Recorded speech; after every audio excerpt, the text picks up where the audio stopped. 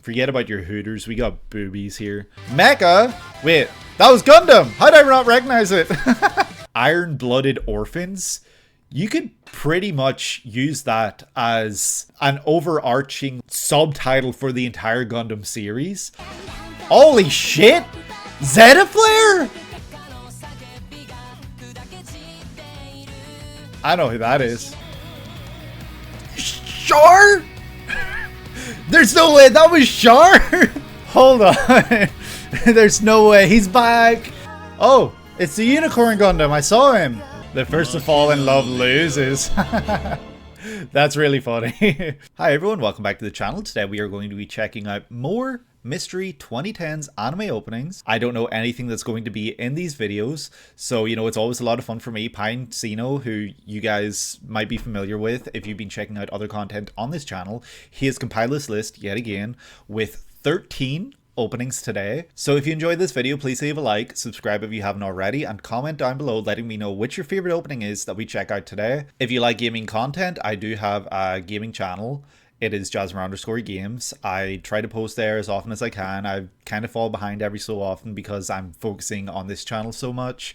You know, I've lately been posting videos that are almost 3 hours long, so they take several days to edit, so I haven't really had the time to do anything else besides those videos. But I do want to get back to posting there again frequently and regularly very soon. I have a Twitter, or X, whatever the kids call it these days, x.com/Jasmer_tweets. Link to that is in the description alongside the link to my gaming channel. Let me know if you would like to see any other 2010 series, I guess. Pinecino is always checking comments, so you know, he might see something that inspires him to add something to any of its lists in the future. So yeah, with that said, we are about ready now to jump into opening number 1, which, like I said, I don't know anything that we're going to be seeing today, so it's always a lot of fun. The 2010s have had some huge series and huge bangers, so I'm really interested to see what we get today. I will be coming out with a poll very soon where I will compile a bunch of series that I will leave to you guys to decide which series we check out next. We check out next on the channel now that we're finishing Devilman Crybaby. So you guys can vote for which series you'd like to see me react to in its entirety. So some of those will be short series, some of them will be very long, and it's entirely up to you guys at that point which we check out. And I hope to have that poll out very soon, but you know, I'm just making you aware right now. Black screen? Is it meant to be a black screen? Okay, yeah. I was so confused. Space Dandy guy in space. He combs the galaxy like his pompadour on the hunt for aliens. Planet after planet he searches, discovering bizarre new creatures, both friendly and not. Both These friendly are the and spectacular not. adventures of Space Dandy and his brave space crew.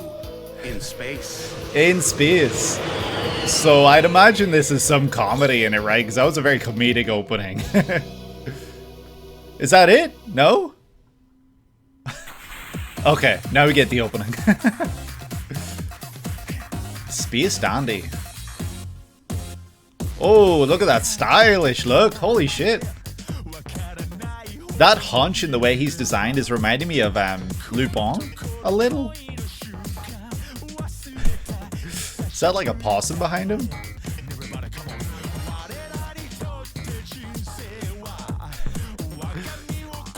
Look at that dancing.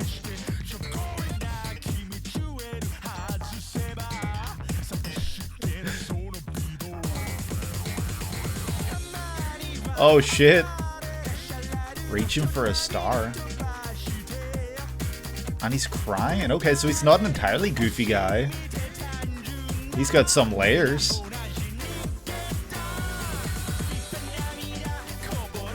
I love his like design, like his drip, like his fit. It's so cool.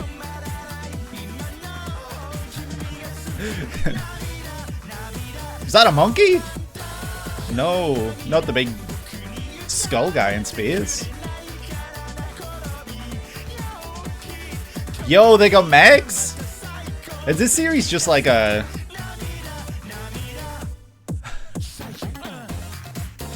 Is this series just like a petri dish for like everything? I want to know more about the little like possum guy there on the right. Like, is it a possum? I don't know what that is, but that was a very, very fun opening. He's just a dandy guy in space. This is Space Dandy, released in 2014 by the Studio Bones, directed by Shinichiro Watanabe. Really? I would never have picked that out. Well, that's not surprising, actually, because Watanabe is, yeah, while Champloo and Cowboy Bebop, they kind of looked like they had some sort of similarities.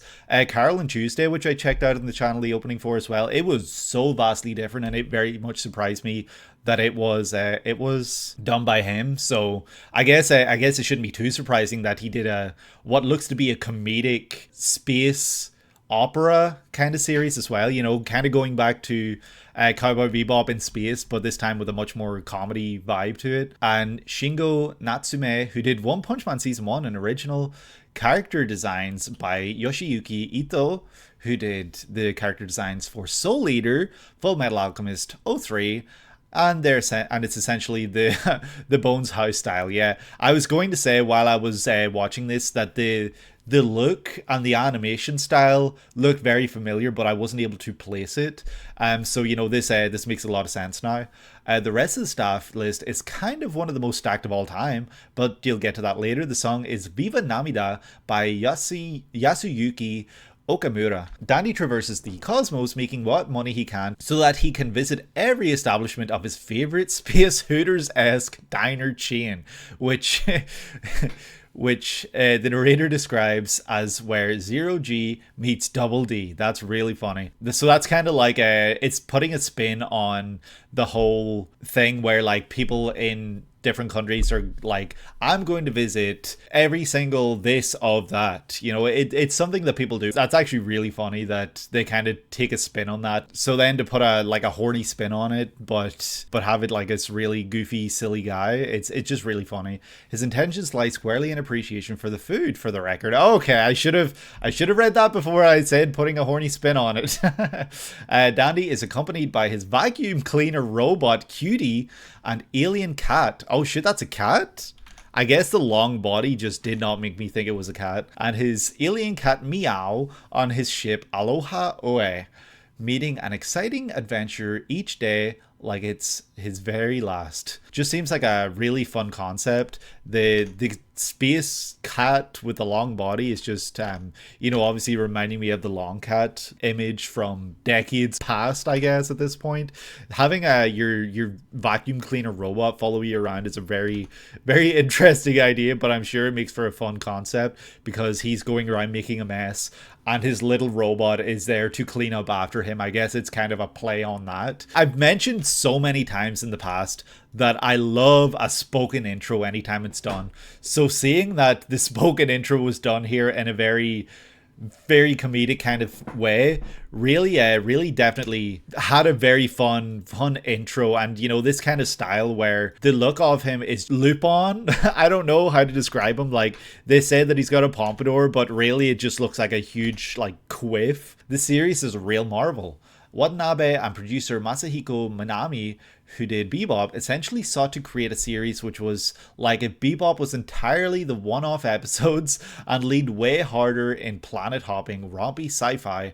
It left effectively a blank canvas for some of the best in the industry on a weekly basis. Ito is listed as character designer, but those episode directors kind of did whatever they wanted when they got their hands on them. Watanabe is very Lupin inspired. Okay, I'm not sure how to pronounce that. Yoon Yong Chui, co-founder and main producer at Saru, Hiroshi Hamasaki, Steins Gate, Sayo Yamamoto, Yuri on Ice, also the opening actually, Kiyotaka Oshiyama, Flip Flappers and Look Back, and the Masaki Yuasa, to name a few, are among those that had their own episodes all to themselves. It results in Space Dandy having some of the best episodes of the entire decade. You wouldn't describe as having any stinkers. There's even a High School Musical episode thrown in there for good fun. That's really funny. That's crazy. Like the opening here does not kind of present all these different styles, you know, that are probably present, because every director you listed has their own unique look, their own unique style. So I guess having an anthology type series,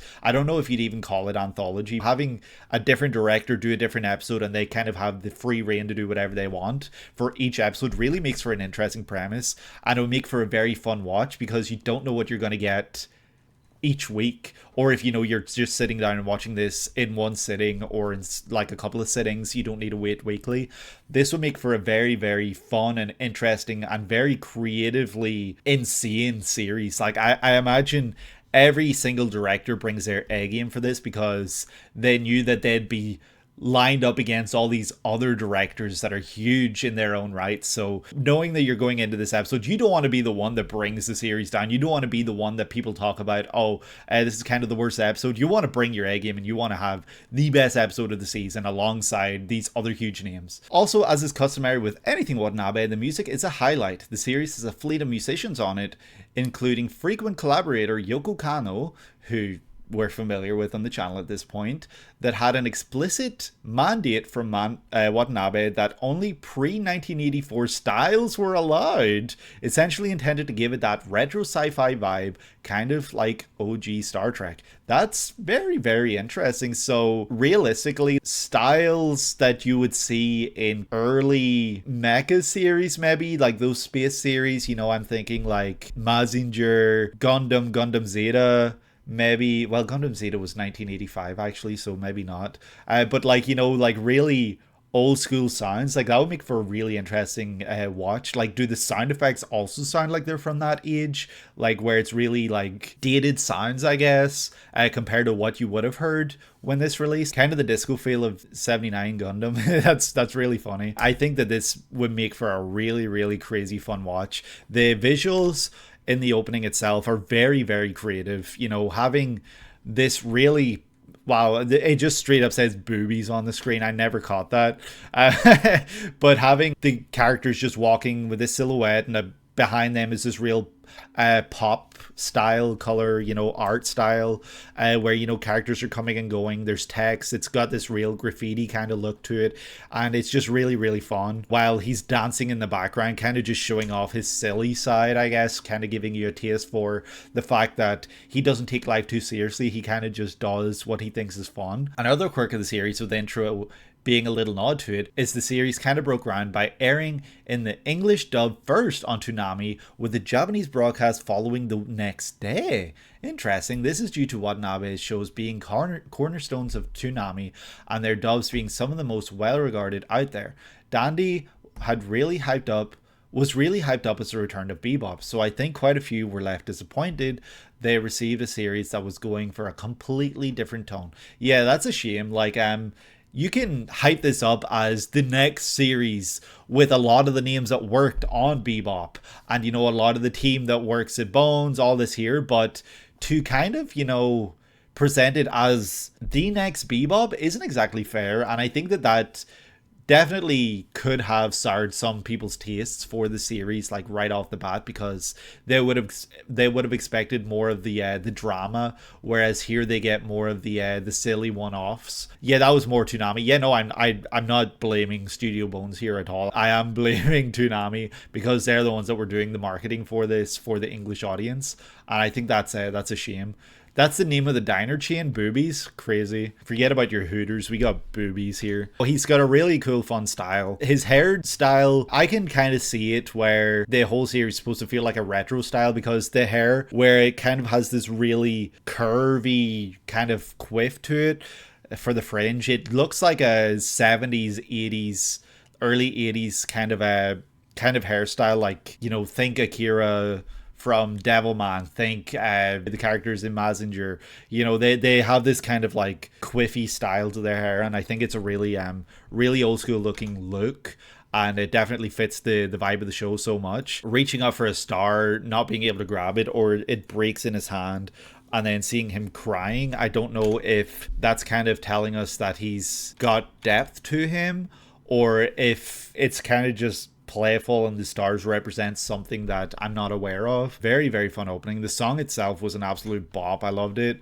It was a huge jam. I think that it looks like it's just a pure fun series. Like this shot right here, I don't know if he actually gets like a finger gun or if it's just something that's you know, in the opening, but you know, it just screams pure fun.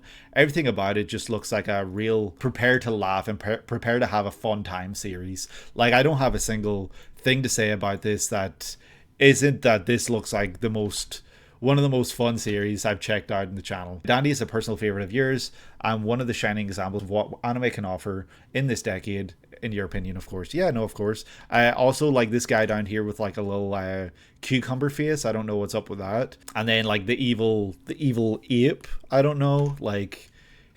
And then, you know, we see this huge galaxy skull monster thing. Yeah, Mojo Jojo looking ass. But then we see this this like thing that looks like it's got planets orbiting its face. So yeah, I don't know what's up with that, if he's trying to close down boobies or what his deal is. I don't know why our main character Dandy would have a run-in with him. But you know, the opening as well, like the very start where it was like in space, it was just really funny. It was making me laugh. It was making me have a fun time immediately. Got me aware of what kind of series this was going to be. It's also just the sort of song you can just like swing to. It's just a fun song. And yeah, I think that this was a great one to start off on. Not sure if I have much more to say about it. I'd be curious to know who the voice actor for Dandy is, because they would have to bring a lot of character to that role, it looks like. I'm sure they do a great job, but I'm curious if I know the voice actor, because like I said, this character just looks like one that is a huge personality and a huge character, and someone that they kind of embody everything about the show. Like that, I didn't really see any other characters getting a lot of focus in this series opening, but I don't know if that's actually the case, because you know his companions are a cat and a robot who I don't know if they speak. So, you know, I feel like he does a lot of the carrying for, you know, dialogue and for everything that we see in the series. But the voice of Sukuna, that's really, really funny. I find it hard to picture, but at the same time, I know that voice actor definitely does have range, and yeah, I could see that. But that's really, really funny. We are ready now to check out opening number 2. What's it going to be? Dramatic opening, beginning. Love the grainy look.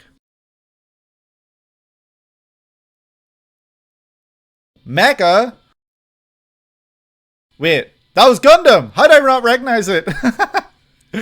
Iron-blooded orphans. That's a crazy title. The character designs look so different.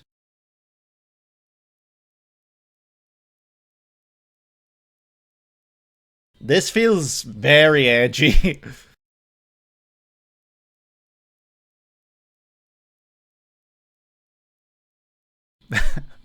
This is giving me like 8th MS team vibes. Not really right now, but like when it's showing the team. Oh, oh hell yeah, the Gundam looks badass though. I love the look of the Gundam.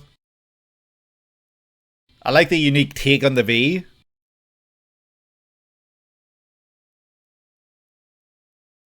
Holy shit.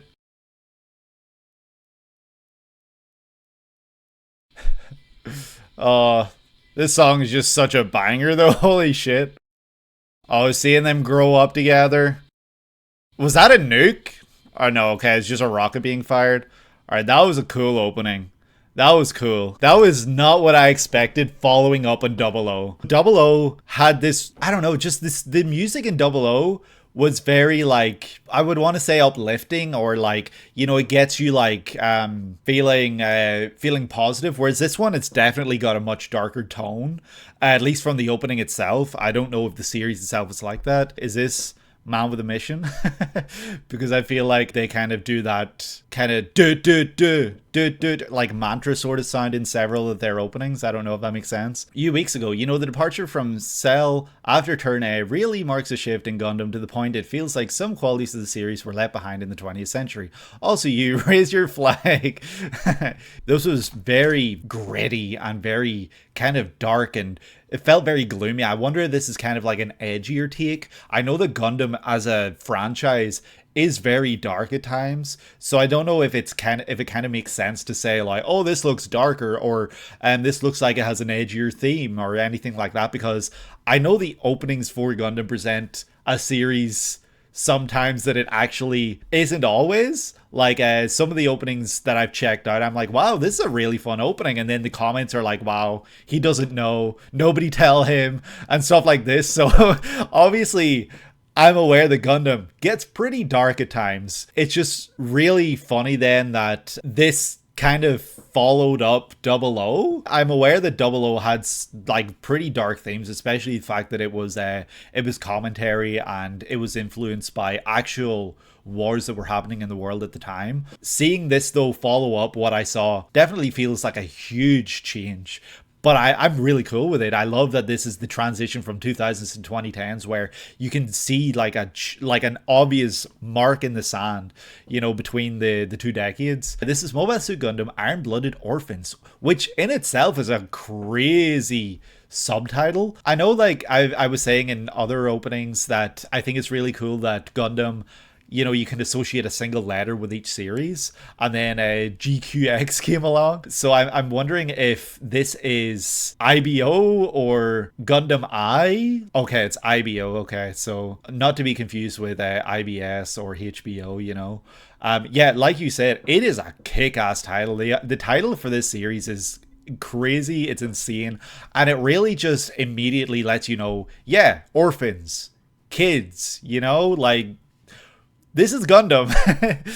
Like, I guess Iron-Blooded Orphans, you could pretty much use that as an overarching, like, subtitle for the entire Gundam series, apart from, a couple of series that actually have, older protagonists and stuff, like Stardust Memory, I guess, has an older character in the main character role. So like Iron-Blooded Orphans, like, they're all kids. Probably a lot of them are orphans. I don't actually know if it's the same for everyone. And they're all iron-blooded. They're all hardened. They're all like, they've hardened themselves from the realities, like, from what they see on the outside. So I think that as a title for a single series, it's crazy good. But also for Gundam in general, this title feels like it could be a literal subtitle for the entire franchise. And that's insane. That's really cool. I'm saying that as someone who hasn't seen Gundam, but from what I've learned from checking out these openings is what I mean. Released in 2015. Okay, this is 6 years after Double O. Holy shit, okay. Directed by Tatsuyuki Nagai and written... I see Nagai and I'm like, go Nagai! Any relation? Probably not. And written by the queen of anime and melodrama, Mari Okada. Both served the same roles on Toradora 2008 and Anohana 2011, an iconic romance series and a tearjerker drama which left many curious what they would bring to the table for Gundam. They certainly brought the drama.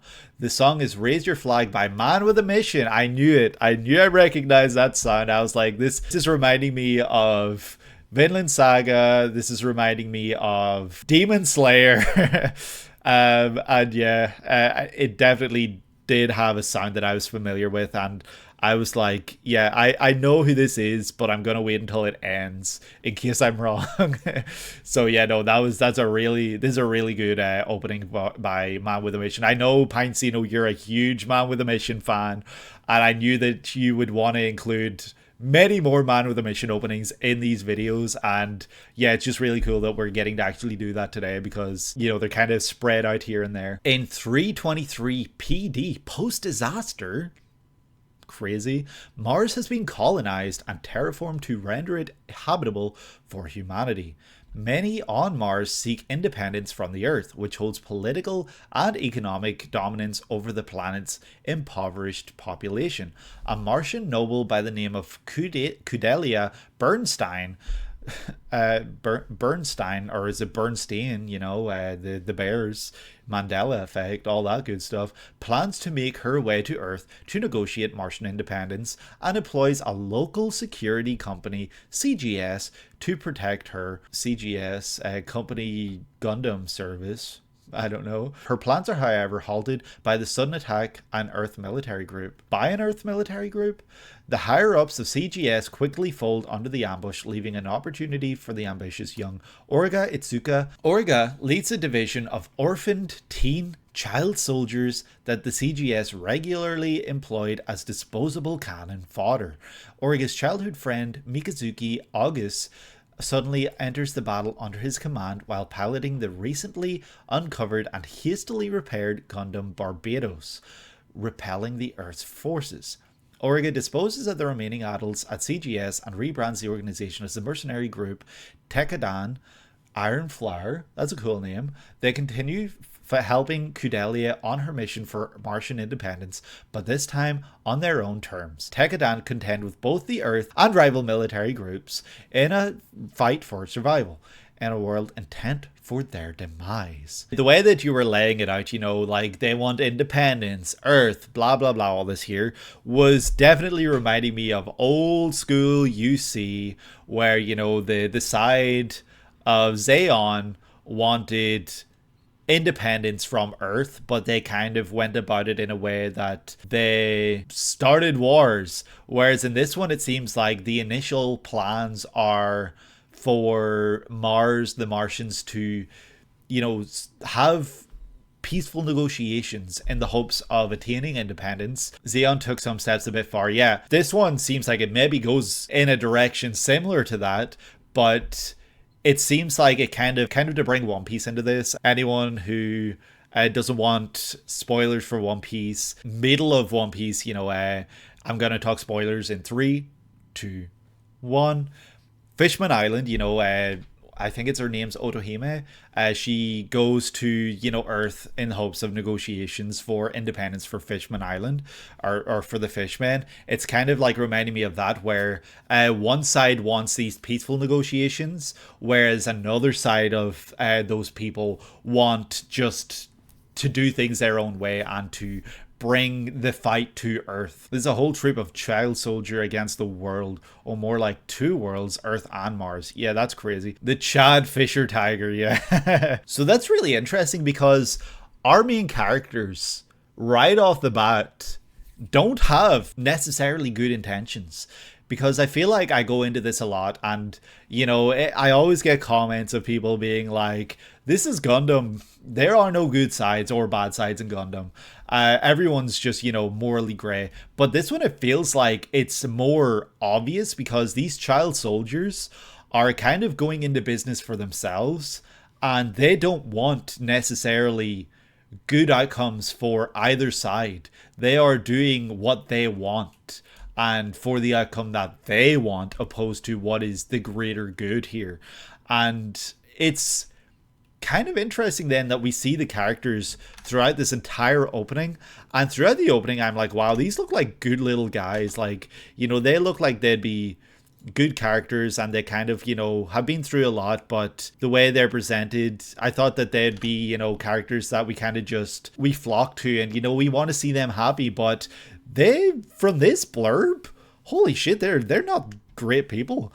You'll say they are a bit more sympathetic since they're child soldiers. Yeah, no, absolutely. Of course, when it comes to Gundam, obviously commentary on anti-war, using child soldiers is obviously a huge part of that. But at the same time, this series feels like it kind of takes those themes and goes in a completely different direction from what I've seen Gundam do in prior series. But they really do take measures for their own hands. Like, they just kill people. Yeah, no, that's what I gathered from the blurb, and that's kind of honestly pretty grim and dark. Also, let me just say, the Gundam design, badass. I love it. Character designs, the guy on the right and the guy on the left, I don't know which is which. I know you said they're 2 childhood friends. I don't know which is which here. They look like they were designed by completely different people, completely different teams. I don't know what it is about them. Left character looks a lot more round, and the one on the right looks like, your standard, your standard character. Like, I feel like I've seen characters look like him in other Gundam series at this point, you know, maybe Double O, or, you know, in other series besides Gundam. Whereas, like, I don't know, it's just kind of interesting. Yeah, the Gundam design looks so sick. Yeah, absolutely. I love how it's both simplified and also unique. Like, let me find a shot of the Gundam itself. Like, look at that thing. It looks like a modern take on the classic design, while also having its own unique take on it. I don't know how to describe that. Also, Zeon, of course, in space. Like, I love the kind of the way this looks like a crown more than antenna. Like in other Gundam series, I've been like, oh, the antenna, like the two things that stick out that look like a V. Whereas in this one, it looks like a crown. And I think that's really cool. ORIGA's leader, and on the right, in a poll a few years ago, he got into the number 5 Gundam characters according to Japanese fans, alongside Char and Amuro. Holy shit. He got into the top 3. He's a huge fan favorite, and that's really cool, because I was going to say, I do love his look. I think that he looks like the sort of character that I would like, because he looks like he's kind of like a hard-hearted kind of character, and I love his design, and I think he'd be a really cool one to follow. So, you know, learning that he's the number 3 favorite in Japan is very eye-opening to me, because Iron-Blooded Orphans is not a Gundam series I had heard of prior to, you know, some people in the comments mentioning it. Lad on the left is the pilot and a bit of a psycho, yeah. And he looks like he'd be the good boy of the two, so that's really curious to me. I would have thought, especially once I checked out a series like Seed, Double O, you know, there's all these other Gundam series that people have very fond memories of and people think very fondly of. I would have thought that characters from there would have been, you know, in the number 3 spot, opposed to this series right here. So this one must be a huge series as well. Maybe in Japan, I don't know if it was huge in the West, but I'm sure it is. It's Gundam, and it followed up Double O, you know. I think it followed it up anyway. I'm not actually sure. It's really eye-opening to me, because I obviously am not someone who is aware of characters and their popularity and what Gundam really is. I wasn't really aware of it until recently, and that's really cool to me that I'm learning so much here. The opening itself, having this grainy filter over the entire thing, really just adds this layer of ambiguity, I guess, to the series, because everything has this filter over this real grainy look, this real dirty kind of style, opposed to a really colorful and a really polished look. It has this filter over it to kind of tell you that not everything's okay here. Everything is very, very grainy. Everything is very dirty. And yeah, just kind of gives you a feel of what to expect in this series itself. I think that's cool, you know, showing the kids when they're kids growing up, you know, they're orphans and they're doing, you know, work already, kind of like, you know, gives you a taste of what's to come. There's some deliberate grain over it to get that grid across. Yeah, absolutely. Made the file size way bigger than normal, the filter. That's really funny. Going from the kind of grounded earthy look on Mars, I guess, for the characters, to then this look right here, who I assume these are the Earthlings, the Earth humans in space and doing their thing, you know, with their resources. What is that? I don't know. So cool. I love the look of the Gundam. The Zeon look cool. The fights look badass. Seeing this guy right here, obviously is popular with the ladies. Fun, cool looking series. I say fun, but I mean fun in the sense that it's got a lot going on and it's got a lot of drama. Like, the drama is very clear and present within this opening. I love this logo as well. It's so cool. It's reminding me of Umbrella Resident Evil, but at the same time, it's just like so bold. So I think it's pretty cool as well.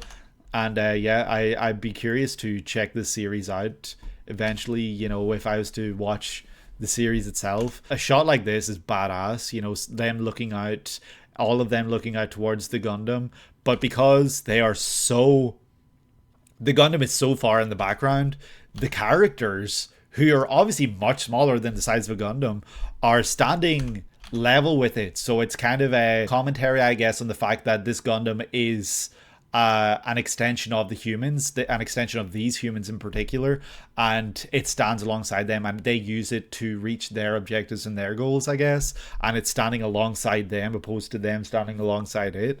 I don't know, maybe that makes sense, maybe it doesn't, but yeah, just a really, really cool opening, really cool and interesting series for Gundam. It's not one I would have expected, but you know, I'm glad we were able to check this out today. That was Gundam Iron-Blooded Orphans opening number 1, I believe, and I think now we're ready to move on to the next opening for this video. Let's see what we get. Opening number 3, here we go. Oh, Iron-Blooded Orphans again. Okay, cool. This is so different. Yet again. Ooh. Okay, I think we saw her holding that in the previous opening. I just never commented on. Survivor. Look at that Gundam just wrecked in the background. Holy shit.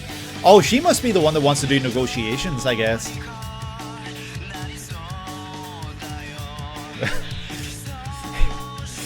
Just knowing that he's a rascal and he's just like chilling, like the other guy, not him. Just really funny. Seeing them all working on this stuff.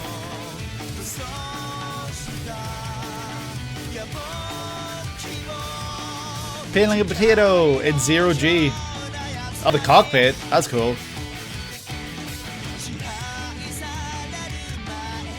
Thumbs up! I'm not. I think Kira did that, right? Oh, hell yeah. Alright, this is a banger opening for sure. That was a really nice visual of her standing. What's his role in this? Does he give them money? Oh, that was a nasty looking mecha. Wonder if that was... Oh, the smile right at the end and the feather in a puddle. Okay, that was a really badass opening for sure. I wonder if this was a Zaku right here. There's our Char! There he is! It's our Char! That's him! That's our guy! We found him! It's literally playing a game of Spot the Char. You know, where's Wally? Where's Char in these openings? But that's him! That's our guy! The Zaku look as well. Holy shit, that thing looks badass. Oh my god. I love the look. Oh, I went too far. Went 10 seconds too far. I love the look of that thing. That thing looks very... That thing is menacing as hell. Holy shit. That thing looks massive. This is the second opening of Iron-Blooded Orphans, the song being Survivor by Blue ENCOUNT, who did the sixth opening for My Hero Academia, and they did 2 Gintama openings. This opening itself, this was a kick-ass opening. I really did like this. The song being titled Survivor, very, very fitting for, you know, the fact that they are orphans first of all, and the fact that, you know, everything that went on that kind of wiped out, you know, a lot of people, you know, the fact that they're on Mars and they're kind of seeking independence, all that there, you know, it's kind of the song title and the song, I guess, content, like the lyrics, I wasn't really reading them, kind of do play into that whole feeling of what I suspect this series is about. I can't get over the look of the Zaku here. This, I guess, I don't know if this is fair because I do really like a lot of the other series Gundam and Zaku looks. And I'm saying Zaku here not knowing if this is actually Zaku. Like, it might be another, like, unique spin on it with a different name, I guess.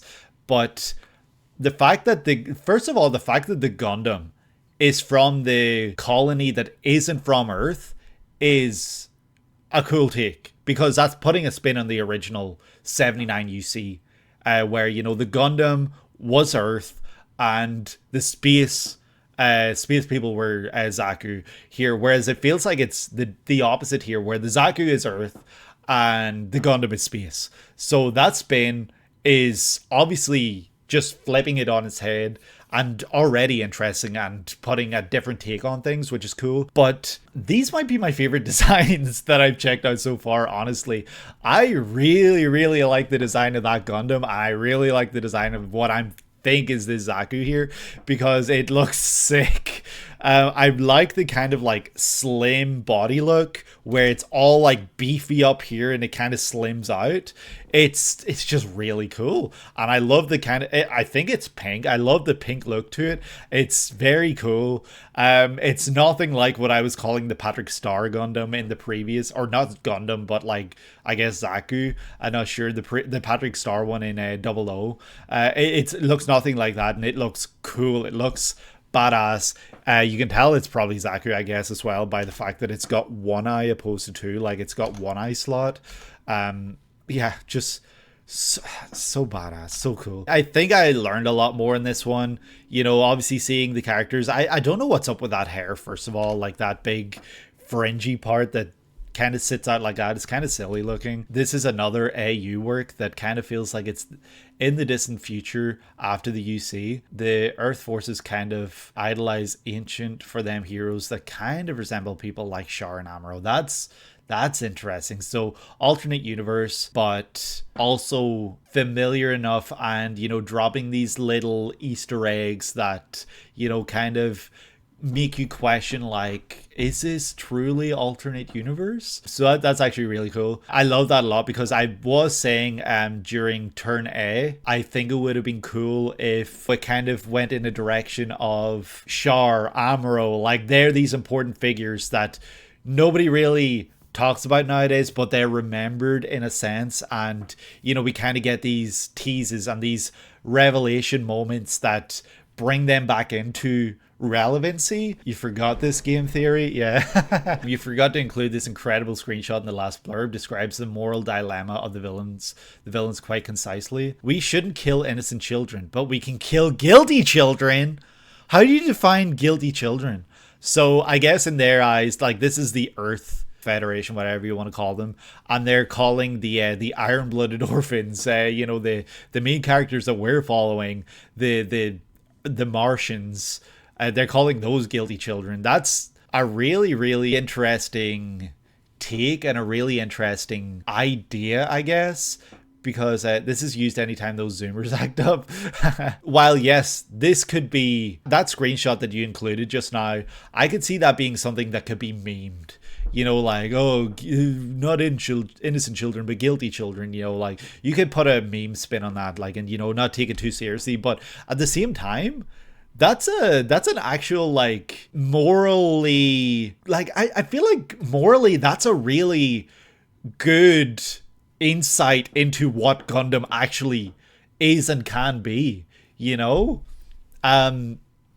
Again, as someone who's only checked out openings, that screenshot feels like kind of the epitome of what this series can be, where, you know, the characters have morals, but also they'll skew their own morals, and they're morally gray characters.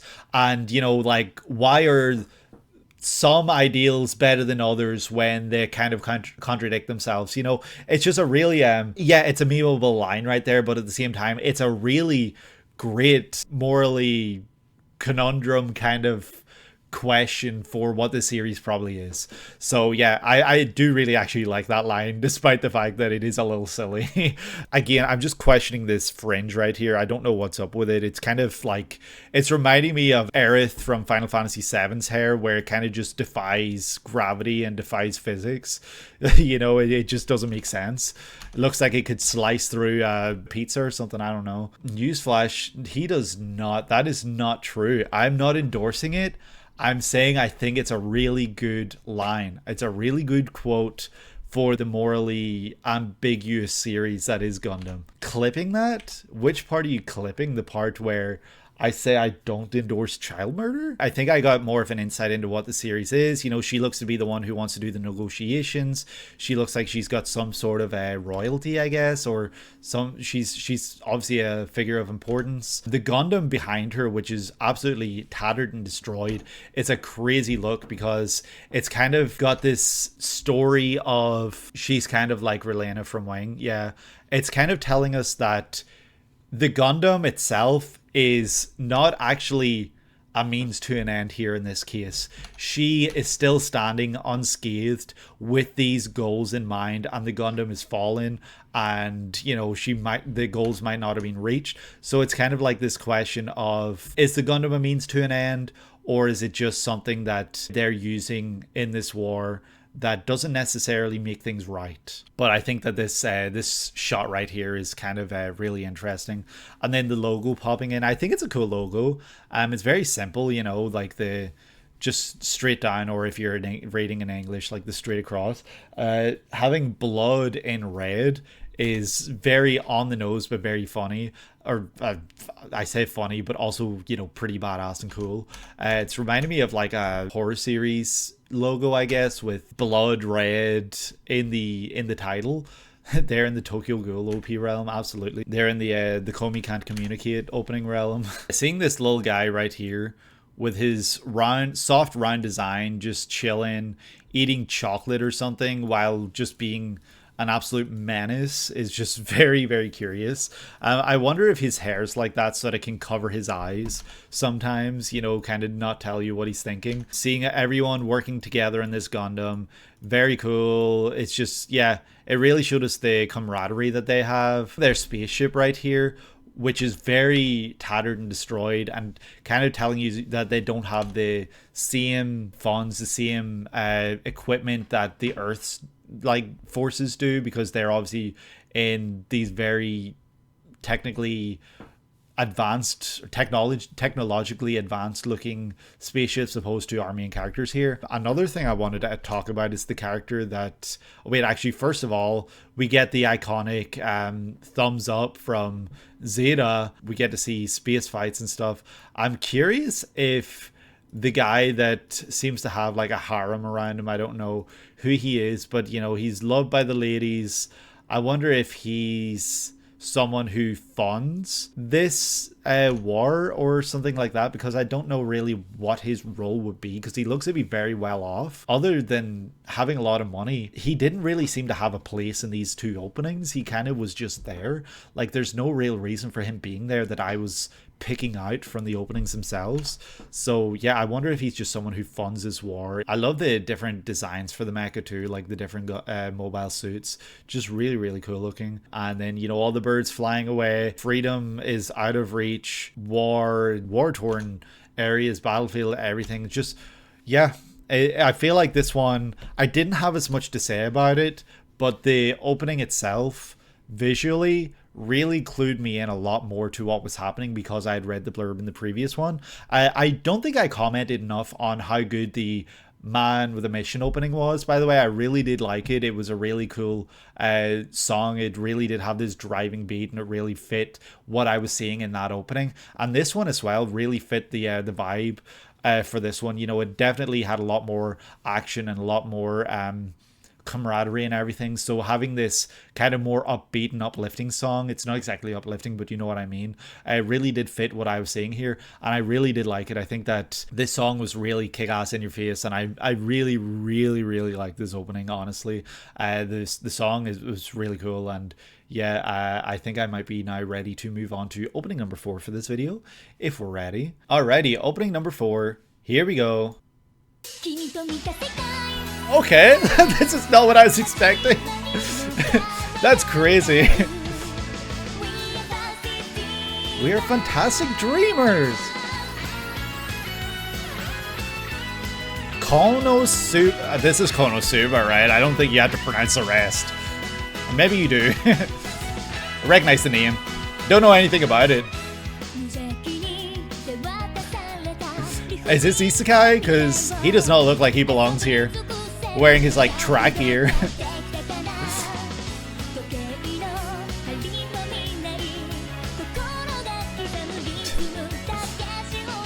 It's a very fun opening. Surrounded by girls, this guy.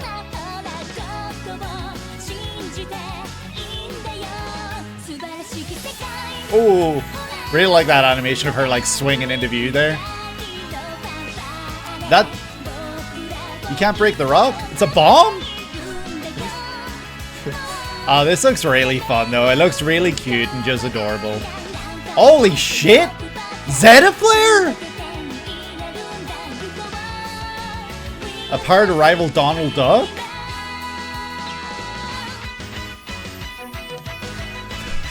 All I'm seeing are girls. Okay, guys, finally. There's actually guys in this world. Now for something completely different. So true. So cheery. Yeah, this was a complete transition from what we got before. And you know, I'm wondering just real quick, I'm sure you could answer this. Did this come before ReZero, or did ReZero come before this? Because I'm getting like obviously isekai vibes where, you know, guy from a normal world, goes blah, you know. Oh, I'll see. Okay. Because if anything, if ReZero came before this, I'm not entirely sure, but if ReZero came before this feels almost like a parody spin on ReZero. I don't know if that makes sense, but at the same time, I'm sure it actually isn't the case. Useless blue thing, I don't know what you're talking about. This is KonoSuba, God's Blessing on This Wonderful World, released in 2016 by Dean, who did Higurashi. Holy shit, we're being Dean-pilled. Isn't that what you said? He hasn't been Dean-pilled yet? When we checked out Higurashi, and I was like, yep, I do not recognize Studio Dean's name whatsoever. So here we go. We are learning more about Studio Dean. This feels so different though from Higurashi. Like, I would not have pictured the team that did Higurashi doing this, because this feels so different. And based on the light novel series, illustrated by Kurone Mishima and written by Natsume Akatsuki, the song is Fantastic Dreamer by Machico. The song was pure fun, pure energy, just real feel good, and the animation matching the song as well was just like really, really fun. It really gave me this sense of camaraderie and fun and friendship and just overcoming anything. Kazuma Sato finds himself sitting across a goddess called Aqua, who is in the process of arranging his fate in the arranging his fate in the afterlife. Kazuma, I'm not sure exactly how to pronounce that, having been killed in a vehicular accident to save another. Aqua quickly informs Kazuma that his death was far more comedic than tragic, and asks him to hurry up choosing between heaven or reincarnation in a new world with an assisting item of his choosing. So I wonder, does he choose the pendant or the master key for his assisting item, you know? Enraged by Aqua's mocking, Kazuma wishes that she be that very that is so funny. A choice, and is reincarnated with the task of defeating the Demon King. The distressed Aqua quickly reveals she's rather useless in this world, and Kazuma isn't that much better. So they must work tirelessly to make ends meet, and perhaps recruit new party members along the way on their ultimate quest. Hilarity ensues. That is honestly one of the funniest concepts for a series I have actually heard in a very, very long time. Like, yes, obviously, what is it, Truck-kun being, you know, the thing that initiates a lot of isekai type series, or series where they're transported into another world, you know, that's very popular and very common in series like this. So I think it's, I was reading that part and I was like, of course it's a truck, you know, vehicular accident trying to save someone else, blah blah blah, we know of this, it's very common. But then to hear that he's kind of just sitting there with, like, I guess the god of like death, or the god of you know, whatever, just being like, all right, heaven or afterlife, or heaven or reincarnation. And he's like, what? And she's like, yeah, your death was actually pretty funny. Like, I watched it from the sidelines. It was actually pretty funny to watch. You know, you did a few spins, probably, you know, you did a kickflip off the curb while you were landing, and then you like hit a pose. You know, I don't know if that's actually how it plays out, but that's what I'm imagining in my head. Like, just, you know, gets hit.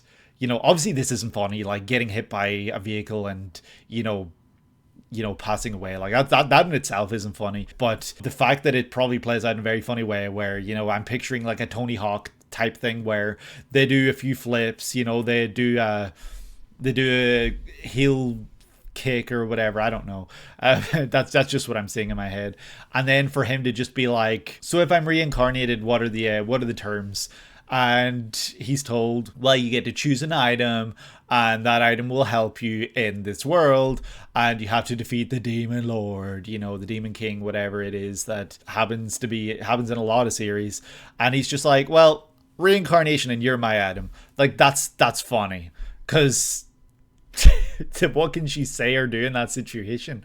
Like, she has to go along with it. Since everyone and their mother will point this out, Megumin, the one with the oversized witch hat causing explosion, is voiced by Ri Takahashi, who also voices Amelia, the main heroine of ReZero, Hoshino Ai, the cover girl you've seen on Oshinoko, and of course Yuzuriha in Hell's Paradise. That's a pretty stacked character list right there. Holy shit. Emilia, main heroine of ReZero, obviously a huge character. I've heard of KonoSuba before, so I know this is a huge series, and I imagine she's one of the main characters. You know, she's accompanying the cast here. She's right there on the right. And YURiKA in Hell's Paradise is obviously like a very popular character. So, and Oshinoko, Hoshino like I don't know, that's just a huge stacked list right there. That's actually honestly insane. The series was one of the major horsemen that ushered in the isekai era. Overlord had premiered months earlier in 2015, and once Konosuba's first season ended in winter 2016, ReZero would start right after in spring 2016. Another popular series called the Saga of Tanya the Evil would premiere in 2017 to complete the quartet, which would be immortalized in the 2019 gag series Isekai Quartet, where all 4 series cross over with each other. Between them, Konosuba is an outright comedy, whereas the others are all going for some form of drama/action. This allows it to be perceived a bit more softly than the others, as it regularly lampoons the tropes and archetypes that many are put off by in other isekai series, while still being one. Not to mention, the animators go full hog in the cartooning department, warping the designs at great lengths in service of the almighty bit. Yeah, you gotta love a good bit, and I love it when an animator isn't afraid to go full bit. Also, holy shit, like you're talking about full hog, like these character designs are just full titty at times. So this is Aqua right here, and this is Megumin on the left. She literally casts what looks like Zeta Flare.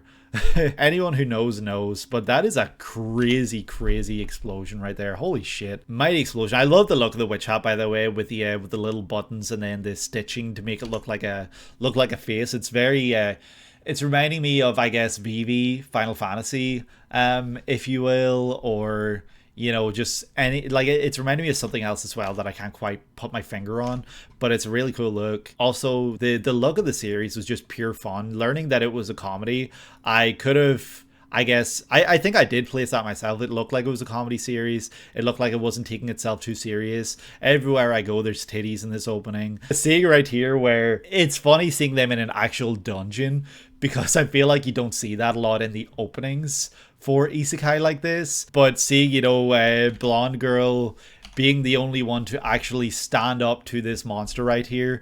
Megumin is passed out, probably cast a spell, and now she's got no spell slots. Aqua running away, terrified, and our main character right here, I can't remember his name already, Kazuma, is just like stressed out and like wondering what's happening. So I think it's a very fun concept, very fun looking series. Seeing them all struggle to do these simple things, it's just pure fun and joy. And I think that as a series, this is probably a real, like, just sit down and enjoy yourself series, much like Space Dandy that I checked out earlier. I'm getting like similar vibes, but obviously at the same time very different genres, so dealing in very different things and different tropes and everything like that. Obviously you did say that ReZero came out shortly after this, so my comment earlier about this feeling like a parody on ReZero is obviously, it doesn't hold water, like it's not true. But at the same time, like, this felt like an obvious parody, I guess, then on the genre and the tropes, like you did say. Like, it was giving me that vibe. But also seeing Kazuma and Subaru from ReZero, they do look like they have similar-ish designs, and they're here surrounded by all these women. Like, it's similar enough that I was able to think like maybe they've got similar vibes, and it might be a parody of itself. The author of ReZero and KonoSuba, you think, are also good friends. Oh, that's cool. That's really cool to learn. I like learning when different series authors are friends with one another, because sometimes you can see some influence where they might put in a little Easter egg here and there, reference to the series that they did, or maybe they've been inspired by something they did. You know, you can kind of see that sometimes play out within these series. forever quote, booba. Yeah, no, those are just straight titties. Like, honestly, like, I feel like every video I've been releasing lately, I'm like, yep, there's titties. Like, last video, it was Seed. Gundam Seed. There's been a lot of titty in these openings lately. What's up with that, Pinecino, huh? Female enjoyers. Come on. I think that the monster designs as well look really fun and creative. Like, it's reminding me of... Like, I haven't played any of the games, but it's kind of making me think of Dragon Quest.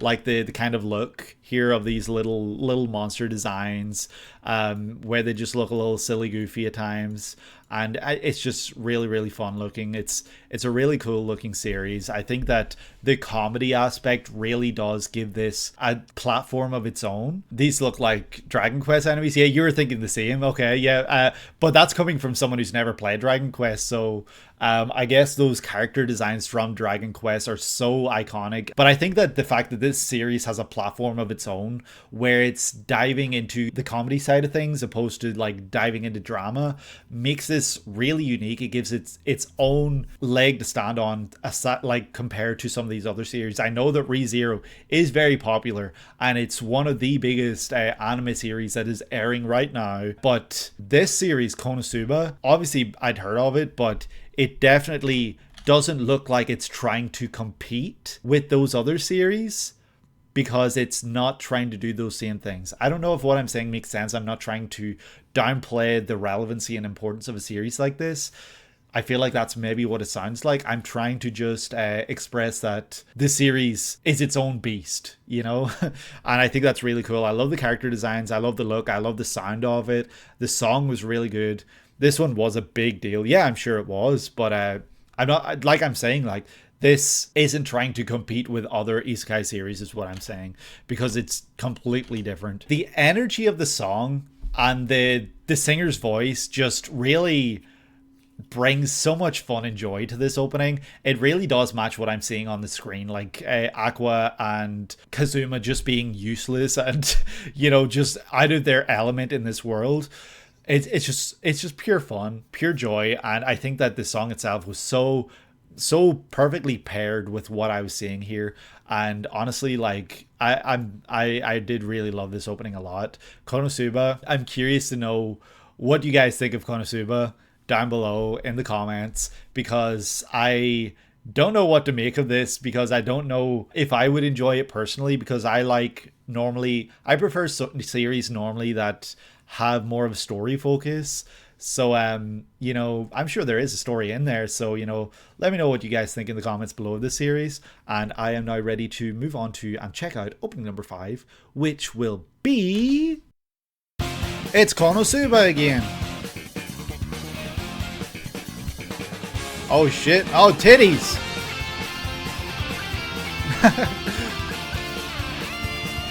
KonoSuba 2. Is this the same artist?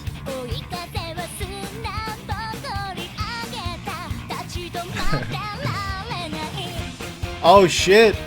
Look at those groovy moves. Where'd the sword? Okay. At least it was that end.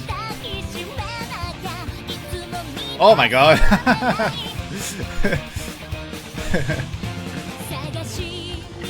Big ass turtle.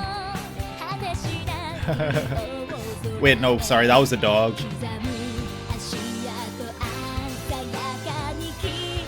So I'm learning a lot about their personalities through these openings, which I think is fun. Oh, that's how they get on the turtle? That's funny. What does she cast? Explosion.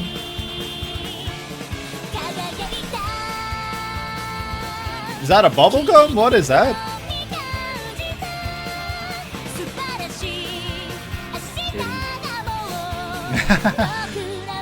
Wait, what did they bring back? A pair of apples? A golden apples was that? Let me see. Okay, so is it supposed to look like a pair of balls? Like, is that what it's supposed to be? Like, they brought back the turtle's balls? Like, what's happening here? This is the opening of KonoSuba's second season, released in 2017 by Dean. The song is Tomorrow by Machico once again. Yeah, I couldn't think of someone more fitting for these kind of openings. Like, it's just pure fun, pure joy. And I think that it really... like having that really up there voice, having that really higher pitched voice definitely makes it more upbeat, I guess, and really just kind of makes me bob my head and really get into it, really enjoy it. Like it just feels like a really perfect pairing, like Machico with these openings for sure. She brought another really fun song, and the animators Studio Dean brought another great animated opening. Wait, where did they fall? Like, are they just running and then they fall? Like, what is that there? I'm not going to question it. Maybe they're just tired. Seeing them all dancing was just fun. I love this little kitty cat. I didn't know that she had a little kitty cat. I wonder if that's like an actual cat or if it's just kind of like a familiar, like, or something like that. I'm not actually sure. We get more of an insight into the types of characters they have. Blonde girl looks to be a lot more serious, and she is the brave one. She is the one that actually can fight. She's like a fighter, and she's, you know, she doesn't stand down from a fight, that kind of character. Aqua, complete opposite, blue hair girl. She runs away from anything and everything. Her own shadow probably scares her. Megumin, the witch, she looks like she's just doing her best.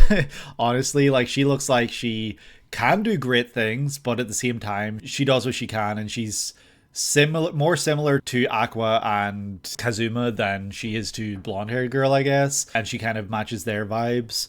But at the same time, like, she can do crazy things, but I don't know if she underestimates herself or if she kind of, like, it is the power system, I guess, within this world. She can only do so much before she can't do anything else. She exhausts all her power. Like, she has one big spell and that's it.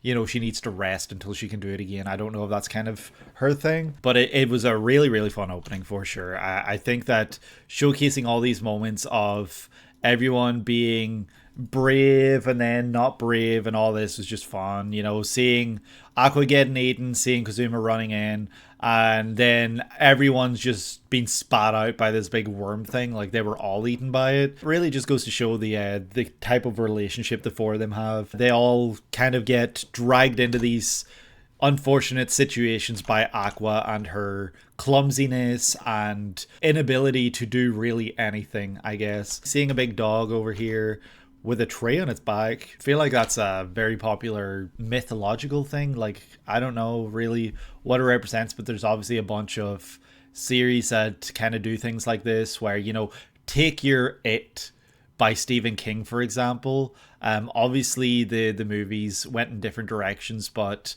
people who've read the book, or people who have read up on the book, like myself, I haven't read the book, but I'm familiar with you know, the whole thing where the turtle, obviously there's Pokemon designs, there's other designs as well. Like, there's the big ass turtle in Avatar: The Last Airbender. You know, there's this kind of thing in a lot of different series. Oh, Torterra, yeah, that's the Pokemon name. I couldn't remember the name. There's this kind of design in a bunch of different series, so it's obviously a very important, I guess, kind of figure or creature in mythology, but I don't know really what it represents, because, you know, obviously turtles, they travel, they walk really slowly, so having like this big ass tray in its back, I don't know if it represents like the way Earth moves slowly. I don't actually know, honestly, but seeing the way that they look at it and they're like, and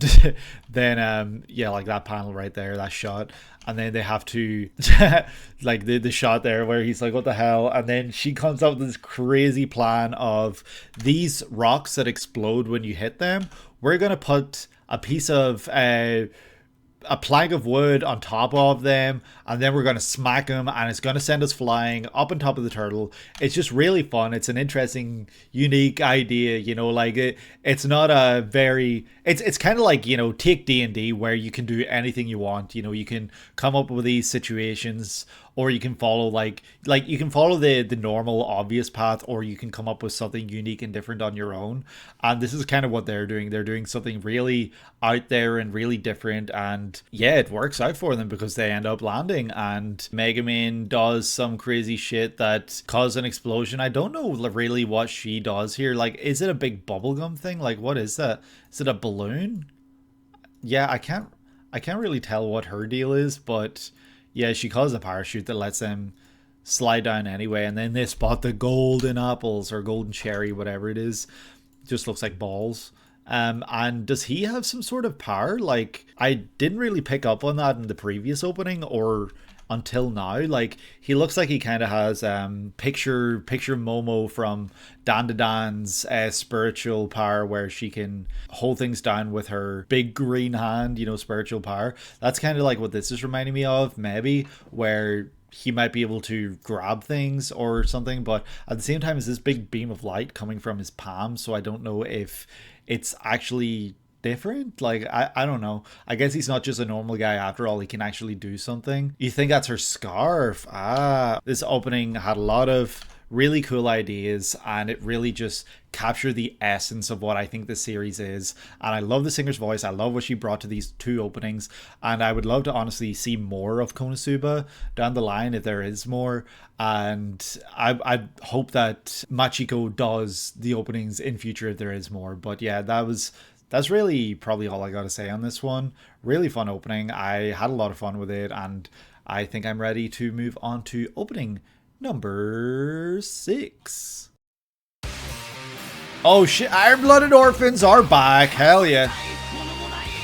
Oh shit, that was cool. And we're going back to the same sort of vibe of the first one.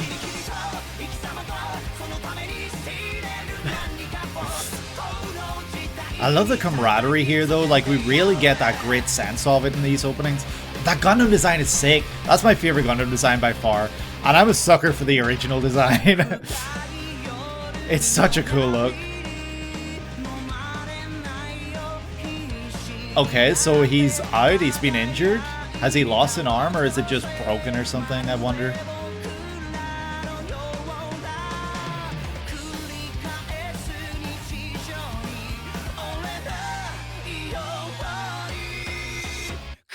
Oh, that was a cool transition. Oh, that was sick.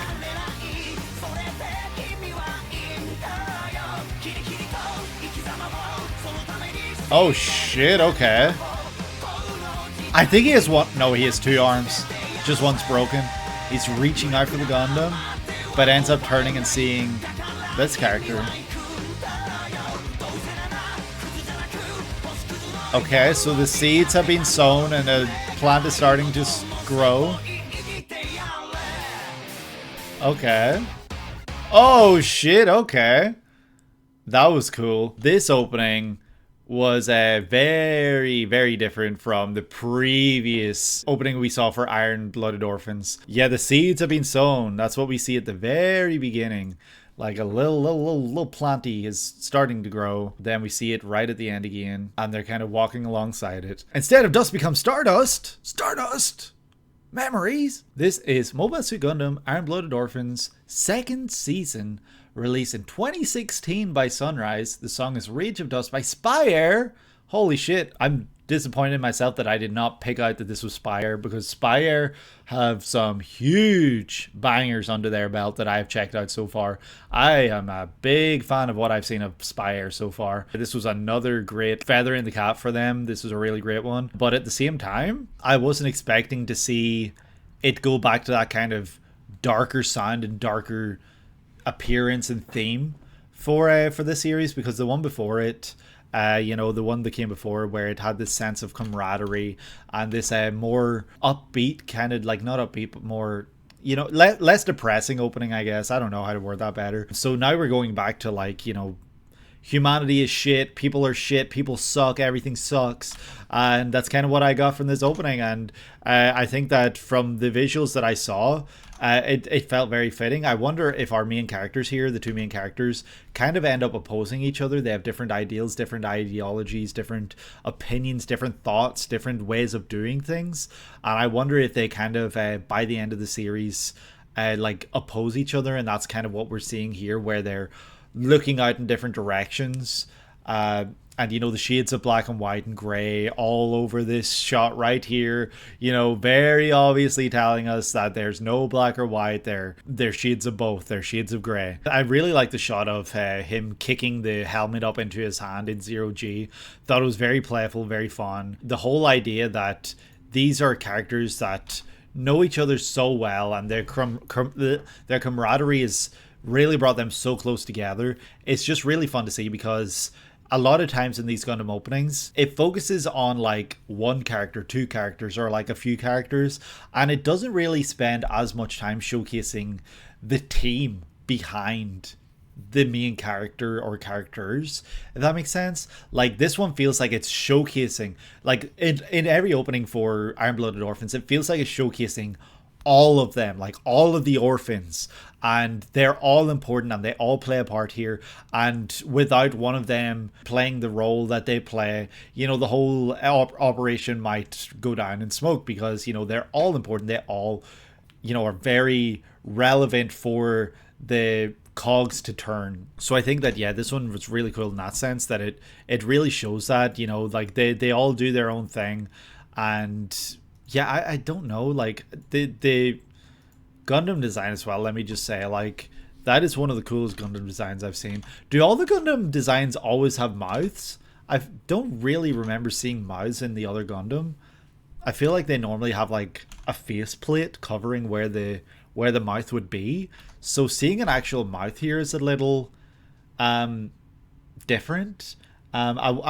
I was going to say off-putting, but I don't mean off-putting in the sense that it's putting me off. No, I know it won't talk, but it's kind of like give me an example, I guess, being the nipples on the Batsuit in what is it, Batman and Robin. Like, it doesn't need to be there, you know, but it's there. Like, that's what I mean. Like, I don't know why the mouth is there, because I don't think that it's normally there in the other Gundam designs. I could be wrong though, but that's the first comparison that came to my head, like the bat nipples. I know that's not comparable whatsoever, but you know, it is what it is. The design for the Gundam itself is so good. Like, this is my favorite Gundam design by far. Like, I was saying in other videos or in comments where people were asking me if I was going to get Gundam kits, and I was saying, like, I don't think I'm going to get a kit until I eventually watch the series, and then I might get a kit. And if I'm going to get a kit, I'm going to start off with one of the more basic models, like, you know, Gundam, Mobile Suit Gundam, like proper, like the original series, or Zeta, because those were my favorite, like, actual designs. But this one right here, this one looks a little harder to build, so I wouldn't get this one right off the bat. But this is such a sick design. It's so cool. Like, everything about it just screams badass, and it's not too much either. In some of the other series, they're like, throw like big 5 guns on each shoulder and arm, and then throw like 13 wings on the back. This one is just a Gundam with a cool design. You know, it's not too much, but it's more than usual. It's like kind of taken the original design and added enough to make it unique, but also like not too much.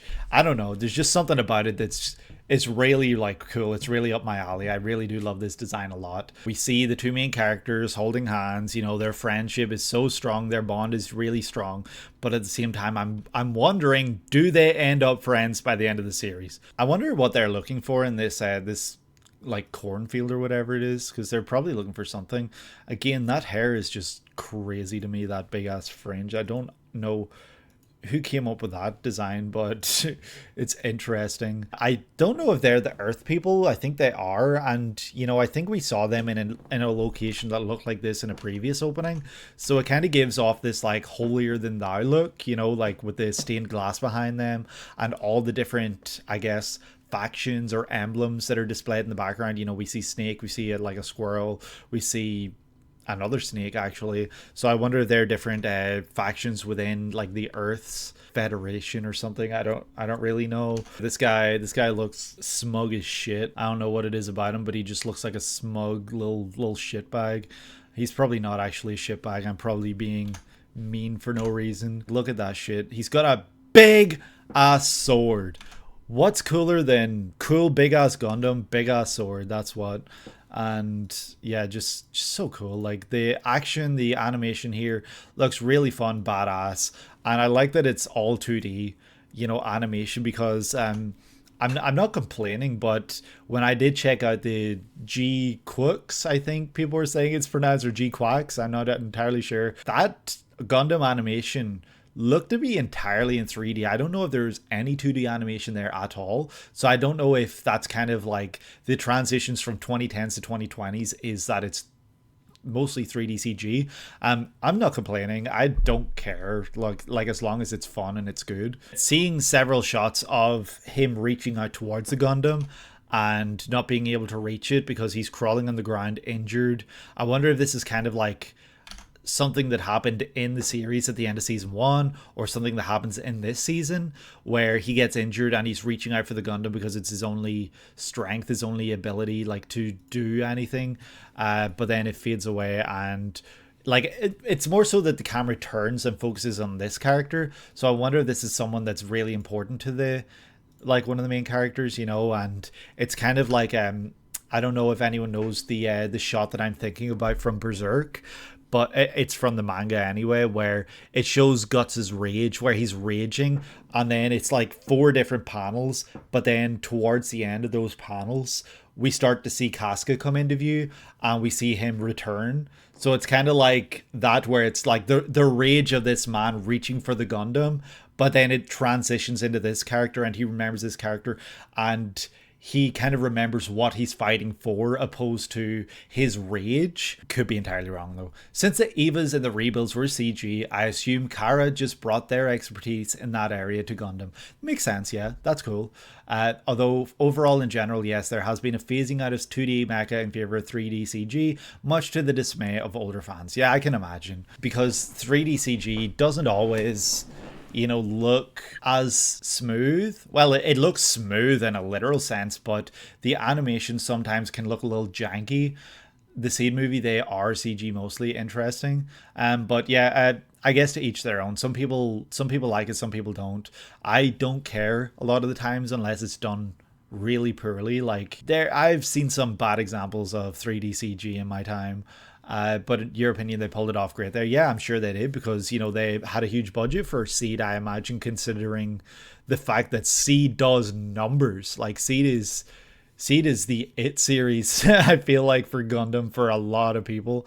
Obviously not for everyone, but for a lot of people, that's it. That's Gundam to them. It's just Gundam Seed. We see a bunch of different shots of characters looking out and stuff. The plant that we saw at the beginning still growing, and then our cast of characters looking out towards our main characters, and really just telling us this story of they are laying the foundation and they are planting the seeds of the future. Like, I don't know, that it's really cool.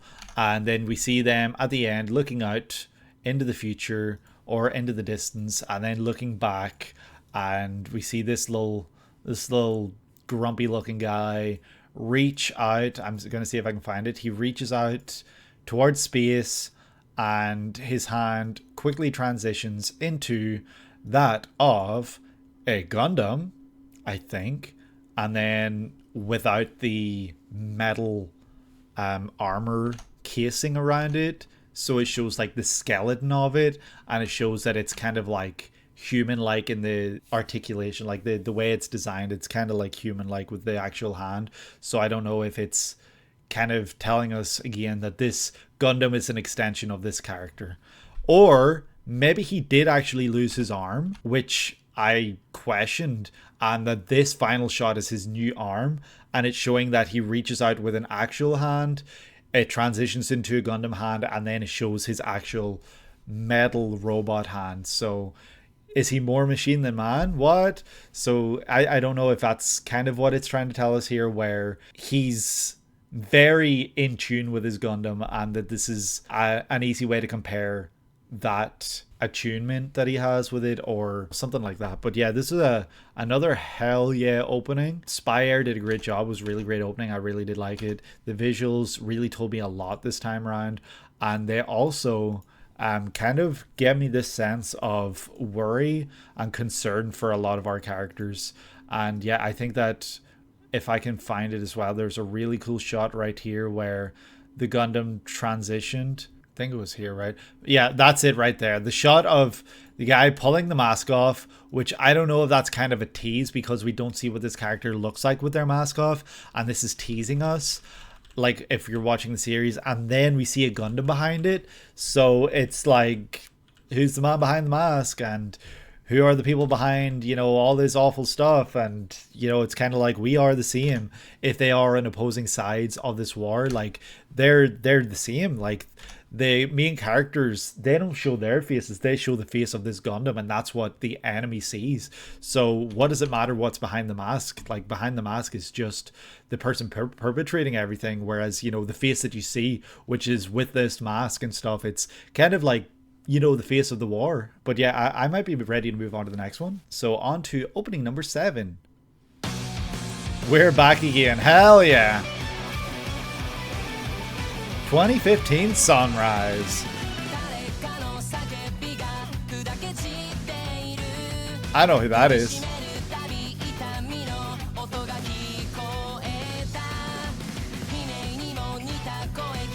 Yeah, this is he just like paralyzed almost? Like, oh shit. Oh yeah, is he Machine? What is happening there? Has he had surgery? Like, they're just carrying him along. That's awful.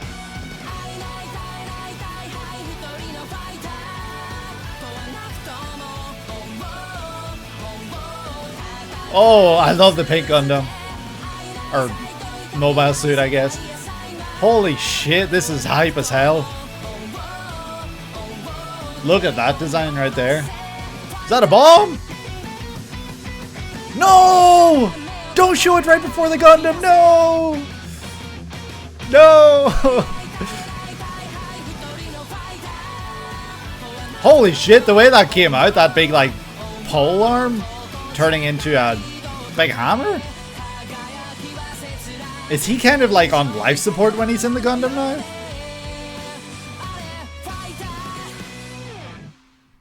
Holy shit. So this was Kana-Boon, right? That was absolutely Kana-Boon.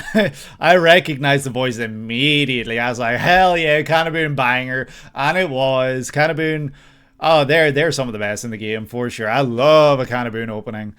They're so good. This is the second and overall final opening of the Iron-Blooded Orphans second season. The song being Fighter by Kana-Boon of Silhouette, My Hero Academia, Festival Arc opening, Fire Force opening 4, Zom 100, and Yamada-kun Fame. Yes, we have checked out all of those on this channel apart from Silhouette, but I do know Silhouette very well. It's an opening that I'm familiar with from Naruto Shippuden. We will eventually check out the Shippuden openings, don't worry. It's just a bit down the line. I guess the highlight for this opening for me was the Kana-Boon opening. Like, I love the animation as well, like the story that I was learning from this opening, but the song was so kick-ass, so in your face. Being called Fighter and having that much energy was so fitting, so perfect.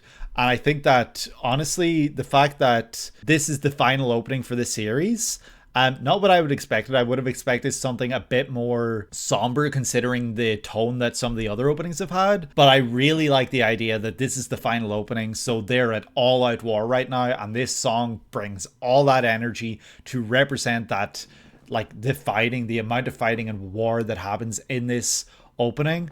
Let's just say those red flowers, ... Oh, don't spoil, but like I can already predict because, you know, we see it right before the Gundam itself, and that's kind of crazy in itself. Fate, it's your time to change. Starting off with this shot of him looking out and then kind of ending with that same shot is really, really interesting decision. But then he opens his eyes and we see the red flowers. We see the red flowers. He's dead as shit. He's dead. Oh, he's dead. Rest in peace, Bozo. Oh, it was a good run. Iron-Blooded Orphans, you had a good run, but, you know, now you're dead, so... But then again, he looks to be very much, like, paralyzed this entire opening. and he's being carried around, and he's got all these like body, like it looks like body modifications. Like he's got this shit coming out of his spines. He might have a metal arm. So maybe these flowers kind of represent him fighting against that fate of death, because the song is called Fighter, and the flowers are in the reflection of his eyes. So I wonder if then he is fighting against this fate that is almost predetermined for him at this point, considering everything he's going through. I don't like it. It shows him, it shows the flowers right at the beginning. Really ominous shit. I don't know really what to make of this opening. I don't know if he's just like catatonic, or if he, you know, is actually like just really like almost comatose. He stares at his enemies thinking, I'm going to make you repent those red flowers. Or represent those red flowers. Yeah, maybe, but I don't think that's the case. I don't think the enemies are the red flowers. I think he is, which is really, really sad, or at least something he's seeing. So I don't know if it's the girl that we saw in the previous opening. I think it was a girl, or if it's his best friend. But yeah, regardless, it's really not looking good for this guy. And I hope that by the end of this is some sort of closure, because this looks like it's a really dark, grim series, and I feel like this one definitely has a very unhappy ending. Seeing everyone standing side by side and he's not able to stand alongside them is just awful. Like, it's, when you think about it, it's really sad, because they're all standing like facing one direction, and he's kind of like being held and facing the opposite direction because of that. He's not staring out with his comrades, he's facing away. So it's just like, it's sad, it's miserable. Seeing all these characters in the background that are obviously, you know, important, but I don't really know their purpose. Kind of just telling you the story furthermore about what the series is, what it's about. And I just don't know it. This opening gives me a lot of worry and a lot of concern for the future of our characters here that we see. But, you know, really cool mecha designs. I like the character designs a lot. And yeah, I'm just wondering now, like, what do we got to do to keep this little boy safe? Unless he's just like an ass, I don't actually know. The opening showed a lot of action, which I really appreciated, because sometimes in these Gundam openings we get like little snippets of action, but it really doesn't give you a sense of how these fights play out. It just gives you a little taste. Whereas this one I feel like was more action than really anything else, and I think that was like a really great decision, because this is probably a section of this season, part 2 of this season, that really does dive into and tackle a lot of action. At least that's what it feels like. So I think that the decision to show a lot of that action was really, really a really clever one, because otherwise, like, you're getting this false sense of security or false idea from the opening itself. Not that that would bother me, but I know it would bother some other people. These two are about to do a kith and lip. I don't know why. I know this is the final opening for Iron Blood Orphans, and I've loved every single opening we've checked out so far. But I don't really think I have much more to say. I feel like I've said most of what I wanted to say throughout the rest of these openings, and I've kind of just said what I thought about this one specifically during it. But yeah, really, really beautiful, well done opening. And I think that it was a really great opening. I really enjoyed it a lot. Let's check out opening number 8 right now. Oh shit, okay. Color Blast, Space Invaders, all these old ass games. We got a gamer. Any gamers in chat, put your hands up. Oh, really cool logo. High score, girl. This is a really cool opening. I really like the framing of everything.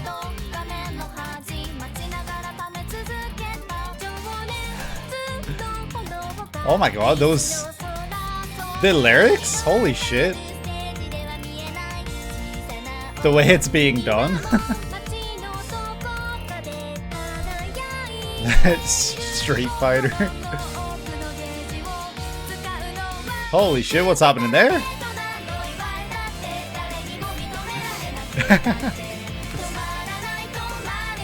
Okay, I can envision what this series is about. Oh shit. That glitchy sound, so fitting.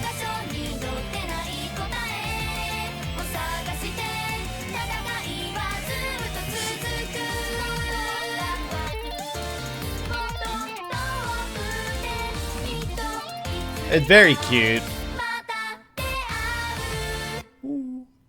That was very cute. So I would guess what this series is about is this guy who really goes to these arcades and he really puts a lot of time into them and he sinks so much time, and he probably had the high score for one of these games or for several of these games, and then one day he rocks up and his high score is taken over and he's like, who the hell is this?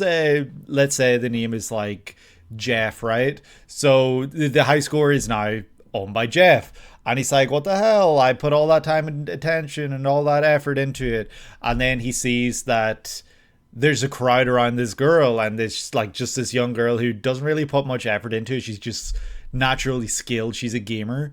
And she's the one who now has his high score, and he's kind of trying to get his high scores back. That's what I guess the series is about. This is High Score Girl, released in 2018 by Jesse Staff. Many works, but astonishingly, none of them have yet been in these sets. Directed by Yoshiki Yamakawa, Jesse veteran. Script by Tatsuhiko Urahata of Hajime no Ippo and Baki fame. That's funny. Character designs by Mitsuru Kuwabata. Jesse's next series that would continue this CG style. Oh, funnily enough, I did think that it had like a sort of CG look to it, but not all the time. It was like a blend of 2D and CG to the point where it was hard to tell at times. So that's actually really cool. The Duke of Death and His Maid. Music by Yoko Shimomura. Holy shit. So Yoko Shimomura did the music for Street Fighter 2, of course, which is very popular. Also my personal favorite, Kingdom Hearts. So if she did the music for this, that's really cool because it showed a lot of Street Fighter in this. Well, Street Fighter-esque. I don't know if it's actually Street Fighter or it's a stand-in for Street Fighter. So that's actually really, really cool. That's a nice like cap for her to be on board with this. And based on the manga by Rensuke Oshikiri, the song is New Stranger by Sora Tob Sakana. About 90s game culture as a whole, but mainly focused on one fighting game. 1991, that's crazy. The year's 1991, and the arcade is in a new golden age with the arrival of the latest hit from Capcom, Street Fighter 2. So yeah, Haruo Yaguchi dreams of becoming a pro gamer, earning himself a reputation at his local arcade that is one day crushed by his fellow classmate Akira Uno.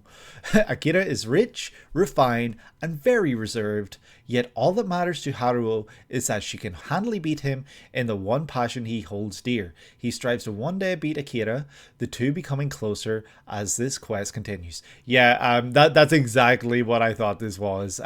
The opening made that pretty abundantly clear, and also it was very cute. It was really adorable, like seeing these two completely walks of life type characters, like with the same passion, I guess. Like she might be rich, she might be all these things, but maybe she's not happy with her life or something, and she finds joy in this game, and that's why she really excels at it, and she tries really hard, and she's really good at it.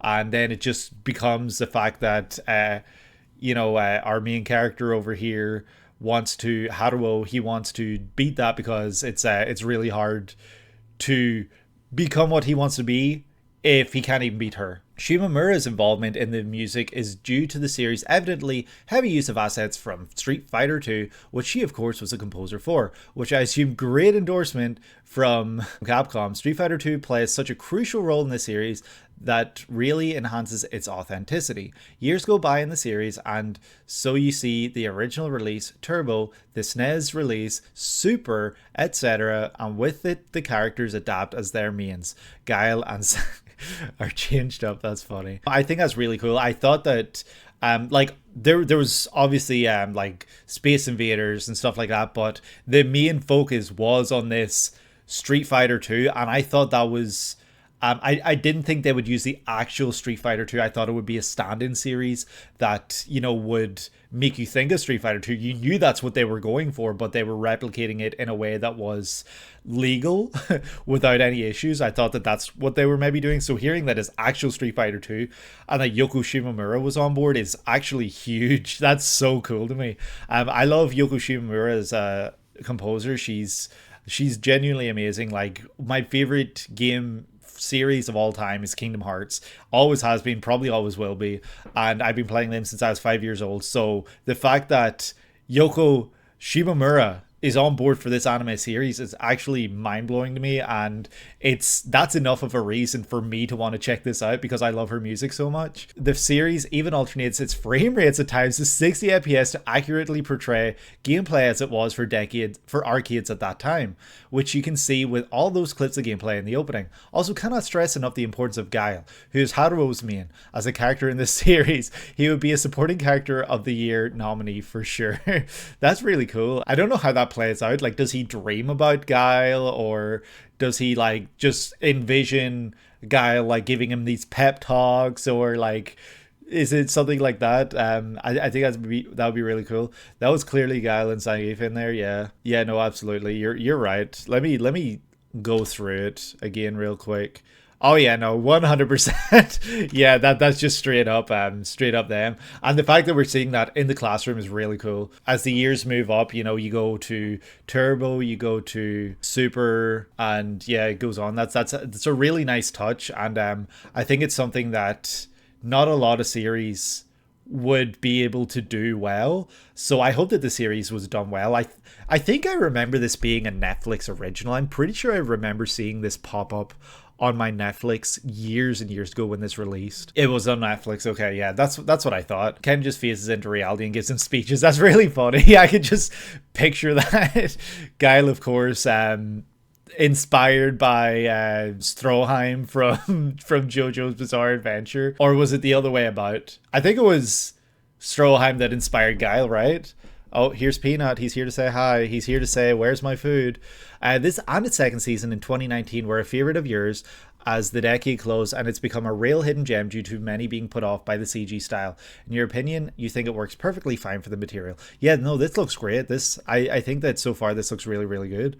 Capcom really like JoJo.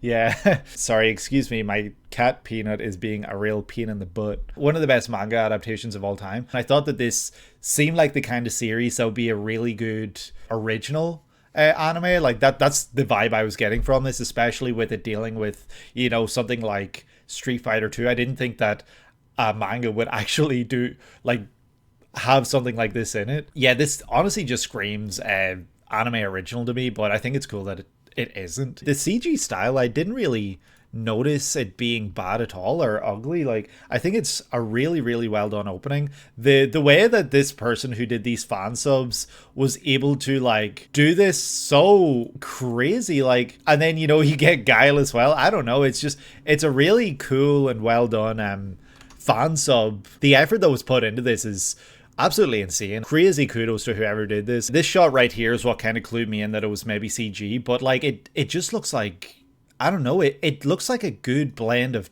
2D. Like the way the shadows are done, it's not too much. I don't know, it's really not too off-putting at all. Honestly, in my opinion, from what I see, it's kind of like a nice blend of 2D and 3D, but it's obviously 3D. Like, if this is how it looks, this does not look CG whatsoever. This looks really, really great. Looks like game CG more, which makes a lot of sense. It's just a fun song too. Like, it's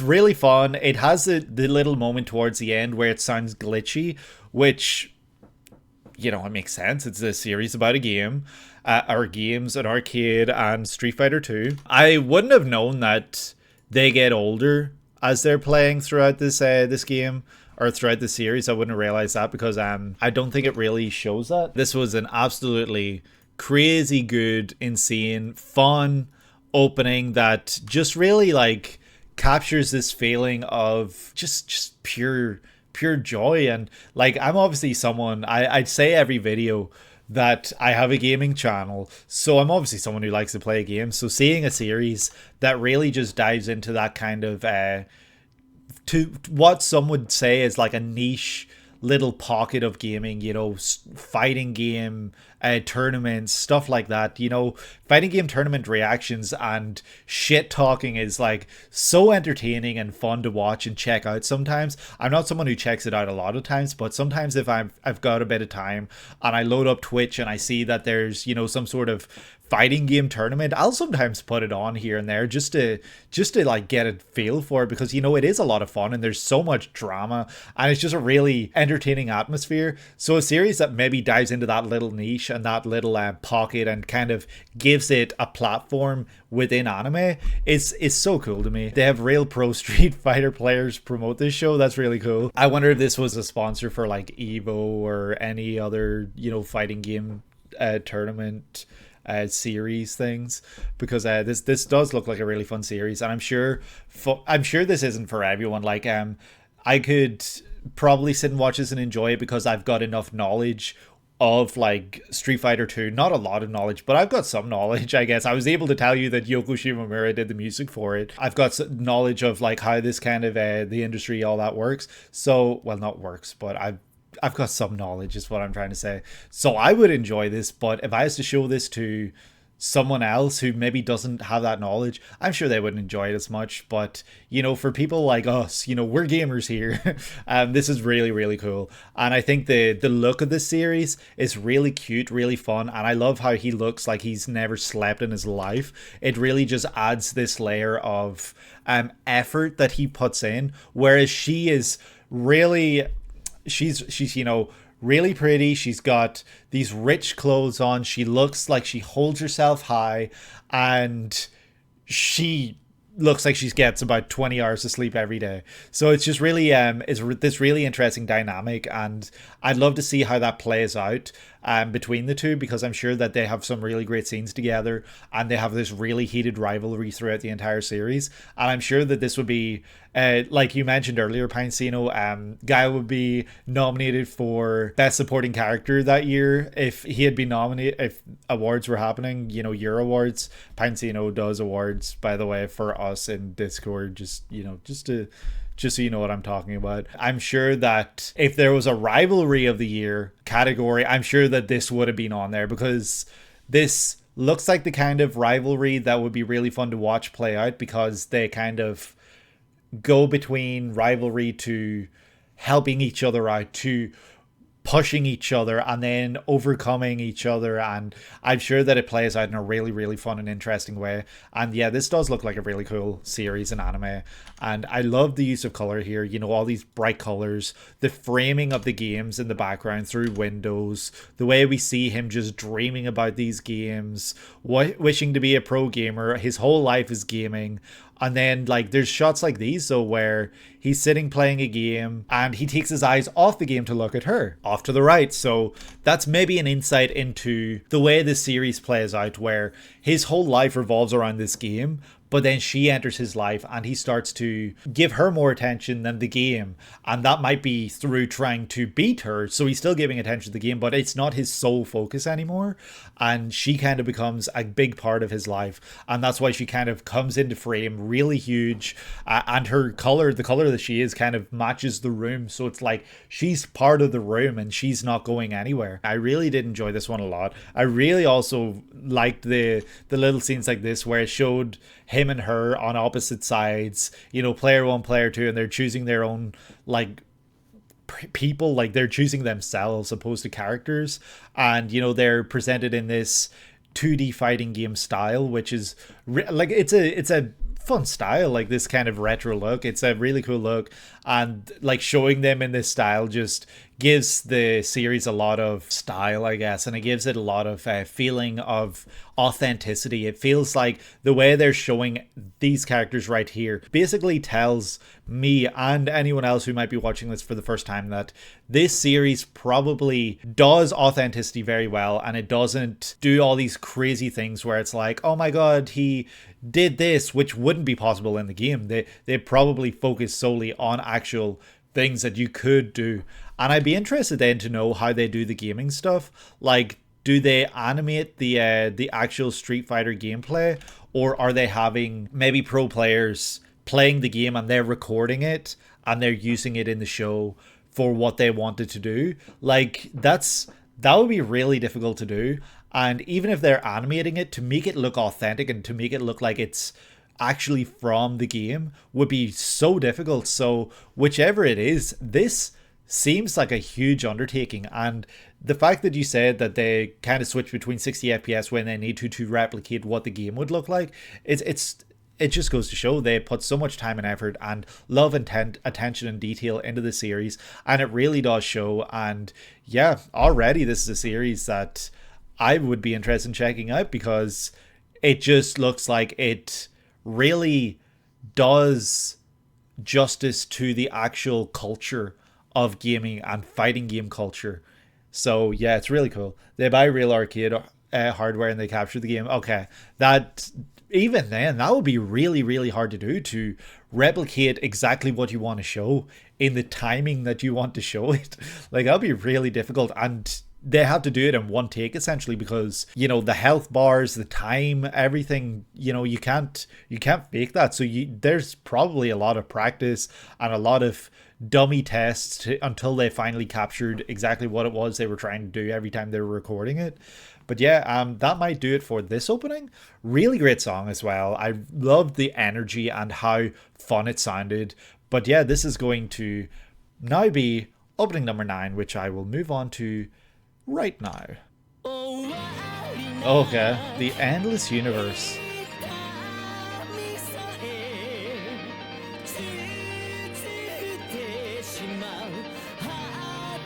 Okay.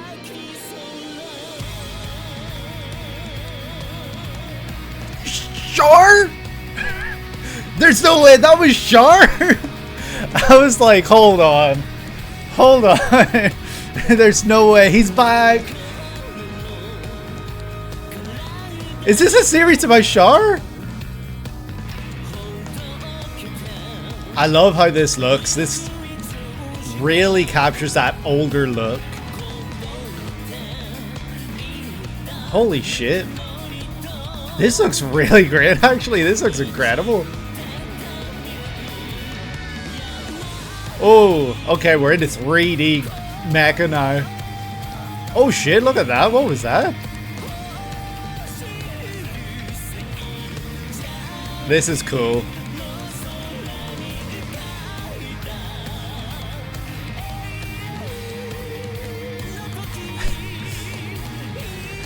This is crazy.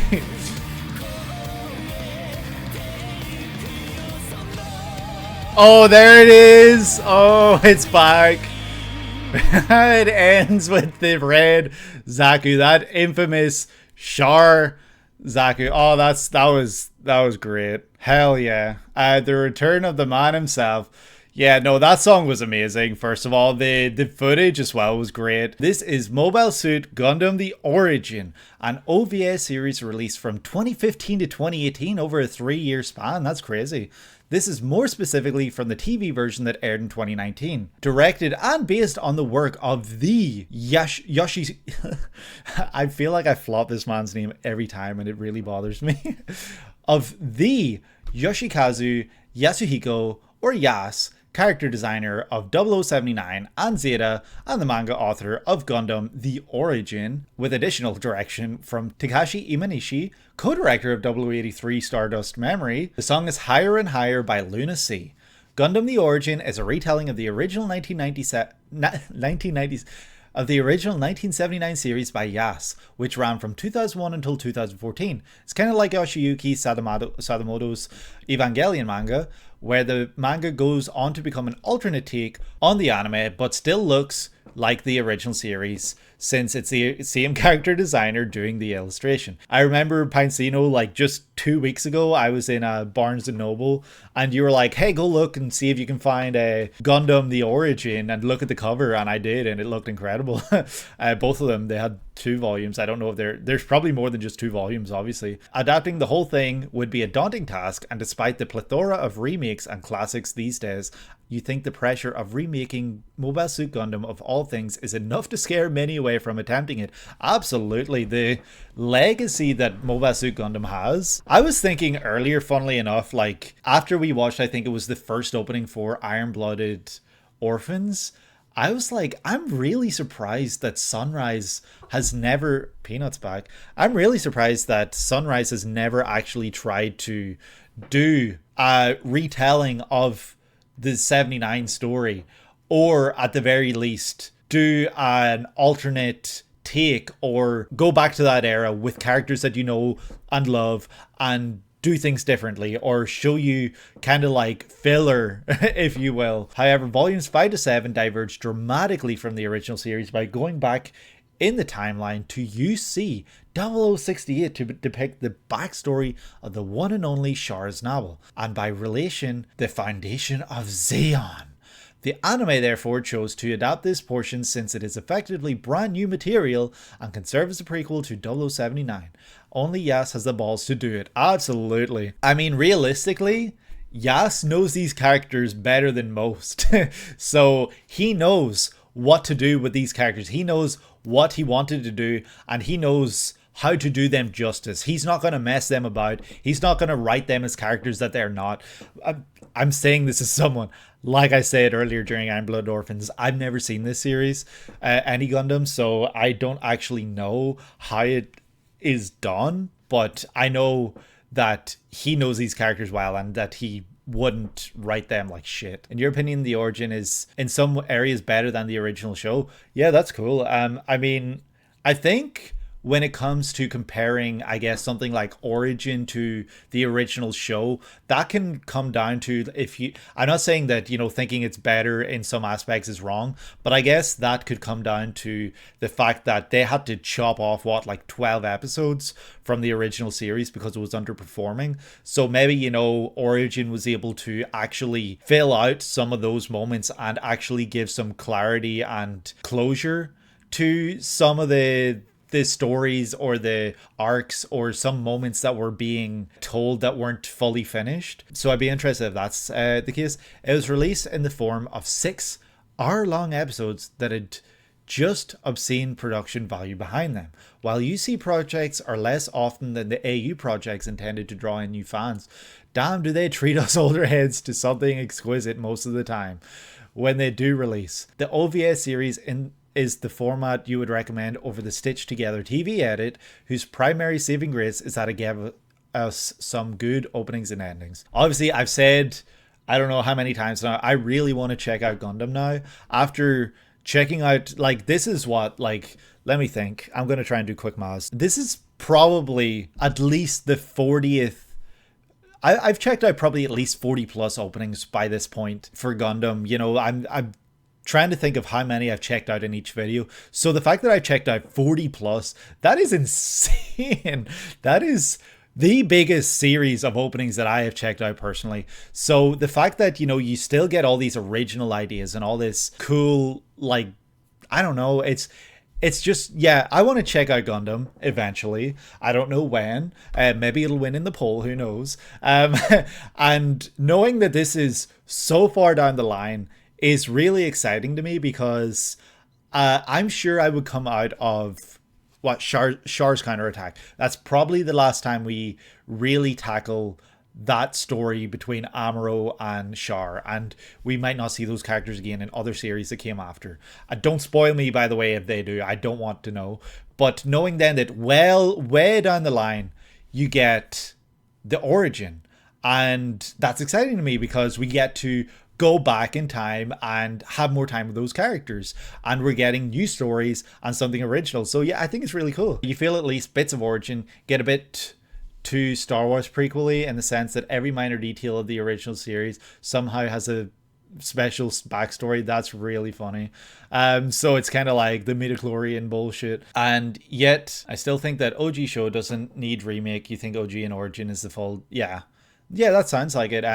You know, Origin plus 0079 tells a full story. Like, it doesn't necessarily need to retell itself. Yeah, no spoiler to chat for potential other projects, please.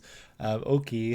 That was a really fun opening to check out. I feel like I said it a while ago, but I think it was maybe Double Zeta where I got this like Char's back moment, and to get that again several videos later, several decades later, tens of openings later, we're back in that same loop of, is that Char? So it was really cool. It was a fun moment for me because someone who is interested in Gundam from the outside, this just feels like a huge celebration of the series. The fact that we're going back and we're giving UC heads something that they want. We're giving the UC fans something new, something original, but also something tied to what they know and love.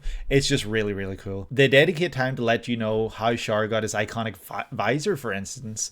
That's funny. Yeah, I guess it'll be cool, but you know, I feel like there's other series that kind of like do stuff like that where it's like, oh, okay, that felt a little unnecessary, but that's cool. Like, you know, it's just like, oh, cool.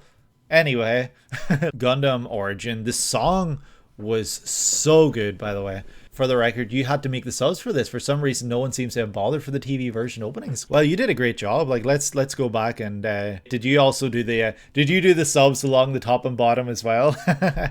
Because it got the same font. Forget the botched translation. Absolutely not. You did a great job. The tangled threads of the heart. Someday they'll unravel. Like, you did a great job. You outdid yourself when you did the edit for the Char's counterattack, you know, beyond the time edit. And yet again here, great job, Pinecino.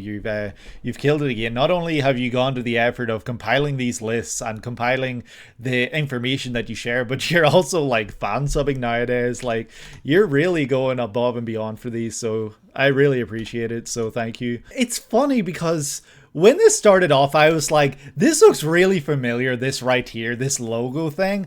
And I was like, what is that? Like, I was like, this looks really, really familiar to me. And then I was like, All Might? Like, that's embarrassing. But I was like, All Might? Like, is this his cape? Then transitioning into little blonde-haired kid with blue eyes. I was like, this looks vaguely familiar, like this kind of character design. I was like, I feel like I've seen this kind of style before. So in my head I'm thinking like Sunrise. I've been checking out a lot of Sunrise, so that might be familiar. But then the immediate the immediate cut, I'm gonna play it to like the transition, the slow feed into the visor. That was crazy. That was so cool. It's a moment that's going in the coming up section for the YouTube video for sure. Like, coming up. Is that Char?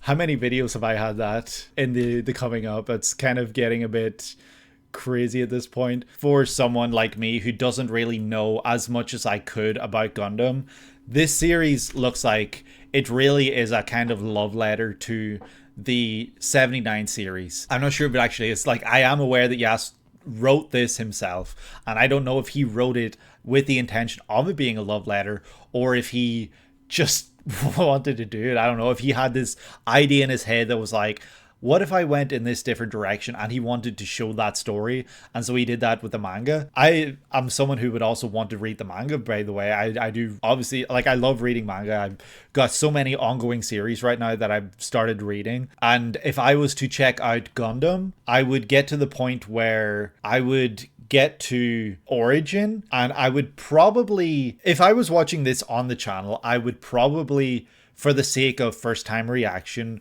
watch the OVA, as you're suggesting, Pinecino, or OVAs, whatever it happened to be, and then read the manga in my own time, because yeah, Yas's art is incredible. I did see those covers, like the volume covers, and not only are they hardback, which is really cool, but the art, the detail, the coloring, everything is just, it was sick. And it's something that I think I would honestly love to read. So yeah, maybe that's something for years down the line. If I ever watch Gundam on the channel and I get to that point where I can start reading it, I would 100% be there day one, once I finish Origin, to start reading it. And hey, who knows, by then maybe I'll be doing manga reactions and I can read it on the channel, who knows. But let's not get ahead of ourselves.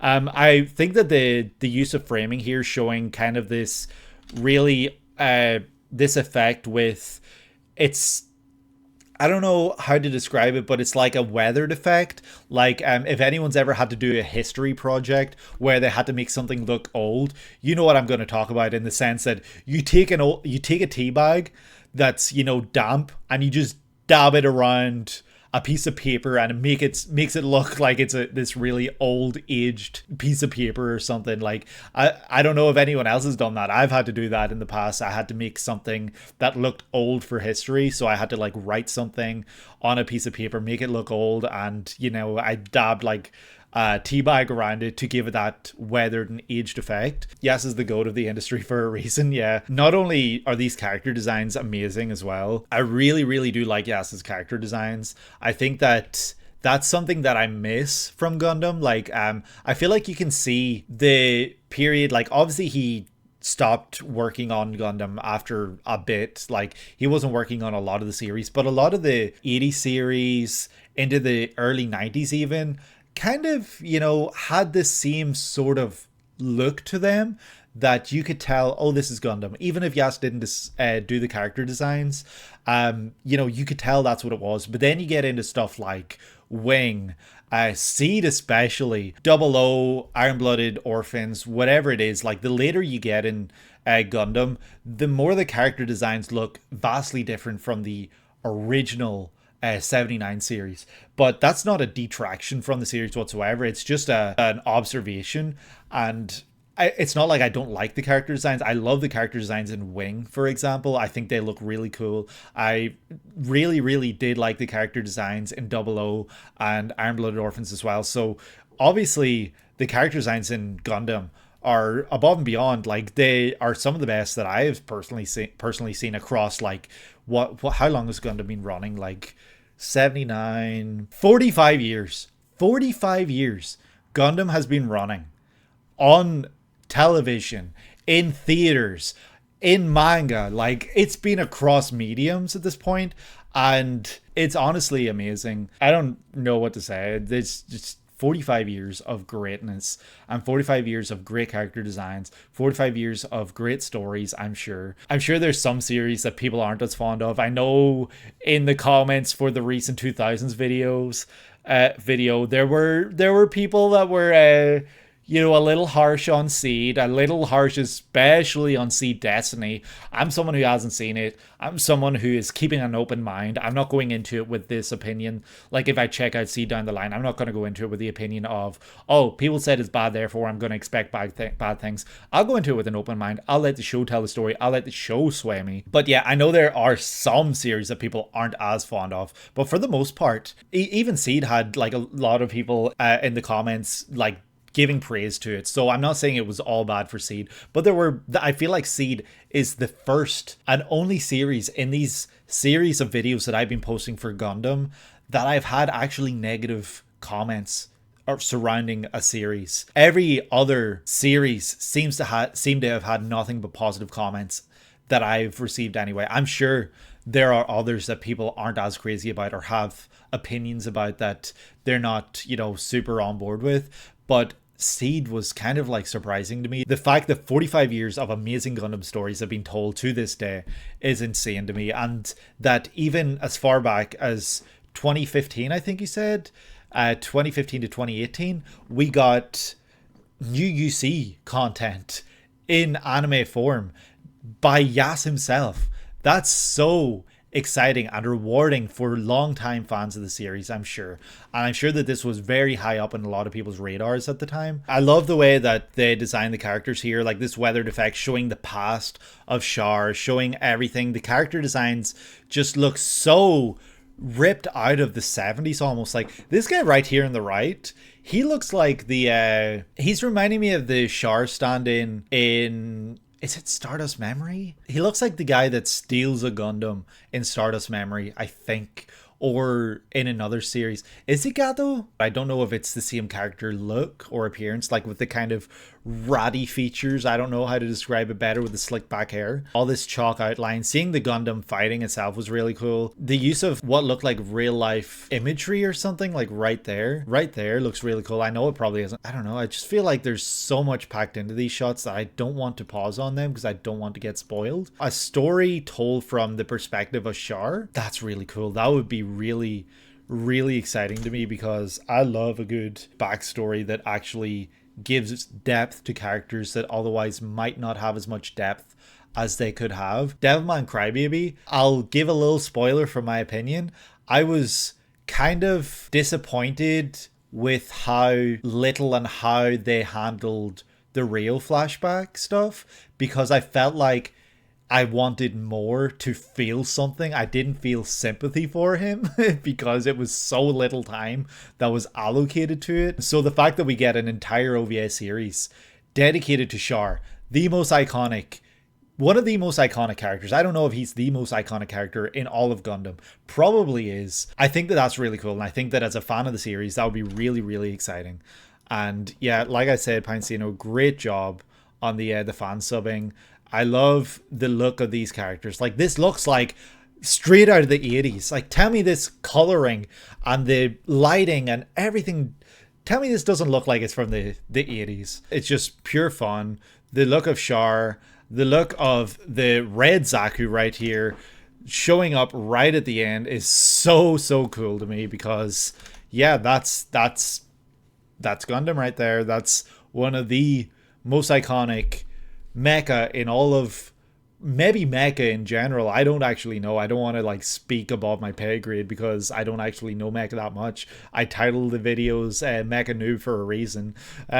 From what I know and from what I understand, Char being as popular as he is, I can't imagine his Zaku isn't also one of the most popular mecha in all of anime. And let me just say again, I love the song. Let me hear it one last time. Like, I just think this singer brings a lot of passion and a lot of feelings of having to work towards something here. I don't know if that makes sense, but that's what this song is making me think. And the way that the passion of the singer's voice is carried through, the instrumentation backing him up, just really, really fun and really great. But yeah, let's move on to opening number 10. What's it going to be? Oh, really pretty. Oh, this is, I don't know the name. It is really pretty though.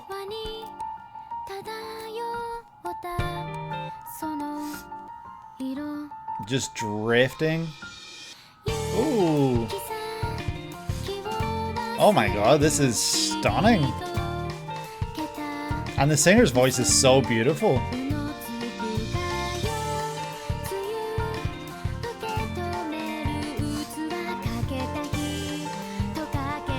Land of the Lustrous. Ooh. Holy shit.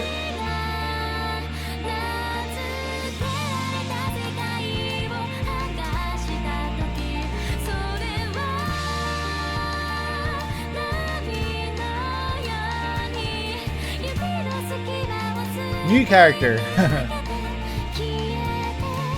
Aww.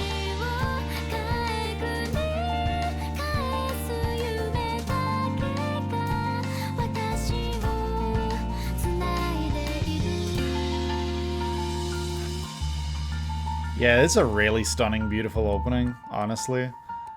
Oh. And walking out towards the light. Land of the Lustrous, that's Studio Orange, I believe, and this is, you know, 3D CG. This is a Pinecino favorite right here. I'm fully aware that Land of the Lustrous is a Pinecino favorite. Released in 2017 by Orange. Beastars Trigun Stampede. Directed by Takehiko Kyogoku, rose to prominence directing Love Live music videos that use 3D CG heavily, character designs by Asako Nishida, also Love Live, script by Toshiya Uno, who's worked on 86 and Promised Neverland, and based on the masterpiece manga by Haruko Ichikawa. The song is A Wave on a Mirror's Surface by YURiKA. Land of the Lustrous also just finished recently, right? Live as in a live concert. It's a very popular long-running idol series. You're surprised I haven't at least heard about? Yeah, I no. So it's Love Live, not Love Live. I thought it was Love Live all along. Like I said, I'm very out of the loop with a lot of this stuff. Studio Orange used to only do mega CG for other studios. In a seemingly post-apocalyptic world, humanoid gems spend their days protecting a temple headed by a mysterious monk they're referred to as Sensei, who they revere as a father figure. They repeatedly fend off attacks from bizarre creatures called Lunarians that descend from the sky, breaking up and capturing the gems in their attacks.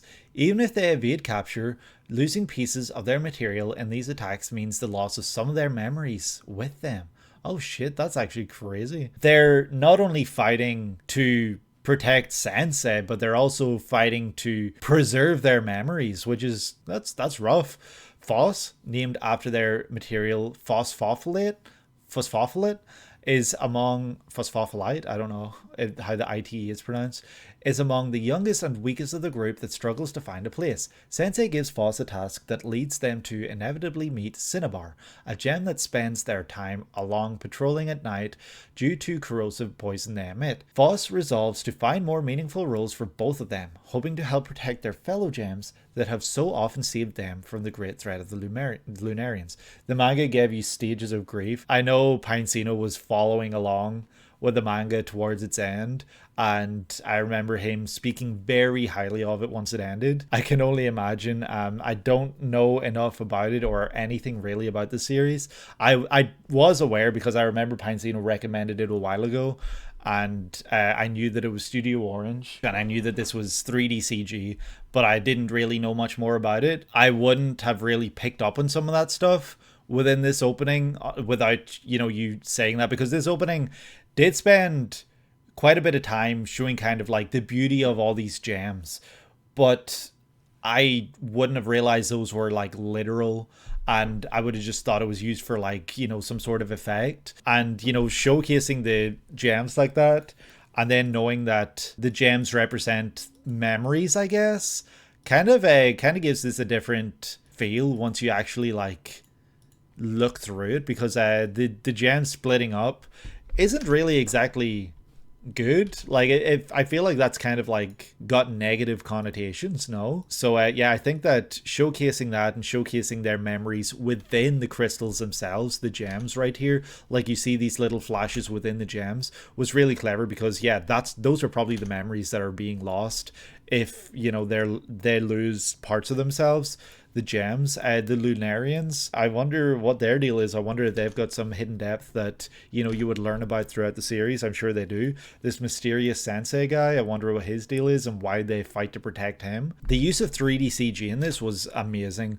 Honestly, the way that the hair was done throughout the scene, like, let me see if I can get it.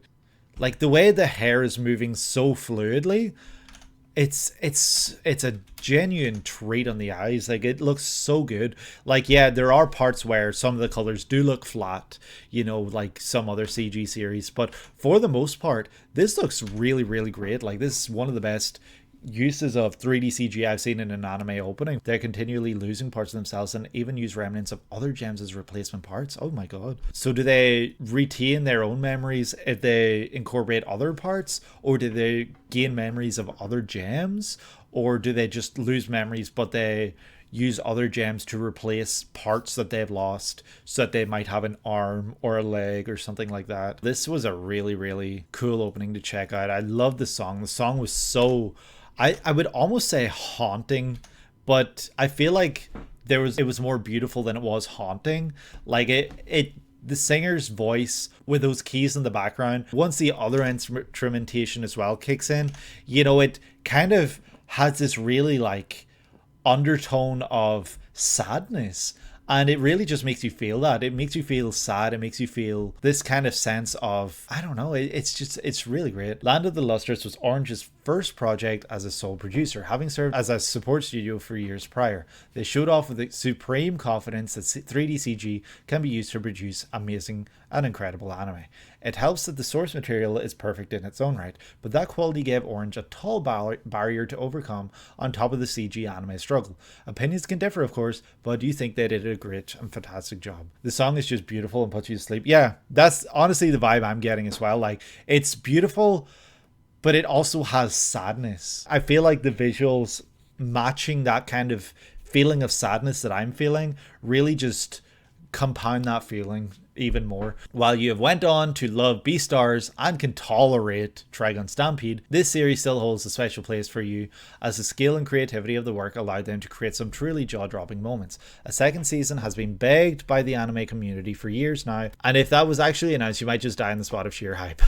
I hope it does get announced, because That will bring more eyes to the series and bring more attention to it, and we get more people on board because, you know, we'd get that conversation going again, especially considering how long it's been since the first season.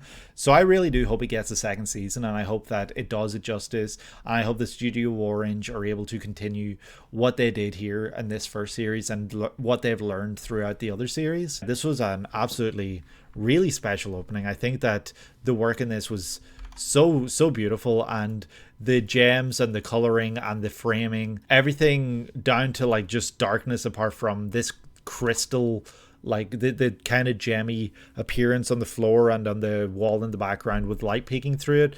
It's just really cool, nice attention to detail, and I really do think that the fans of Land of the Lustrous, especially after the manga ended, deserve season 2. So give it to them, Studio Orange, and don't let them down, okay? I think that our main character here, Faust, looks like a really fun character. She looks like she's got a lot of life, and she's this really positive character. But then, you know, we do see this other character, I can't remember the name you did say, which secretes like poison. I'm guessing that's her, because she looks very sad. She's all alone, looking in one place until she notices Foss. And then we see these memories of all these other people show up in the gems. And yeah, then it's almost like it takes for Foss to show up for this character to find any kind of joy or happiness. And I think that that was really beautiful and really well told within this opening itself. And yeah, great job to Studio Orange and everyone involved for this opening, because it was a really fun one. Also, apologies, Peanut is right here, so he wants food. There he is. There's Peanut. You're such a good boy, aren't you? Everyone say hi, Peanut. I think we might be ready to move on to the next one, are we? It's a shame that this opening didn't really showcase a lot more visuals, because normally it's the visuals that I spend a lot of time kind of analyzing, but this one kind of just showcased a lot of gems, and I don't really... It was beautiful for sure, but I didn't really get a lot of imagery to kind of... Oh, yeah, my microphone was over there. Haha. I didn't really get a lot of the imagery that kind of told me more of the story. Shame that the visuals themselves didn't really give me more to analyze, but I wouldn't have wanted more from the visuals, because the visuals were perfectly fitting for the series itself. On to number 11. Space is back.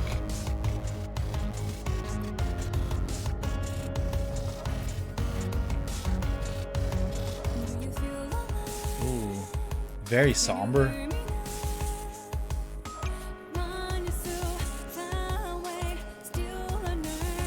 This is Gundam again, right? Yeah, duh. This is so different. Okay, so this is Origin still, right?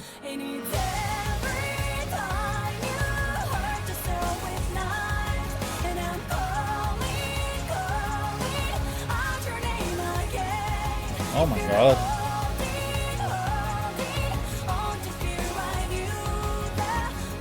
Was that Amuro?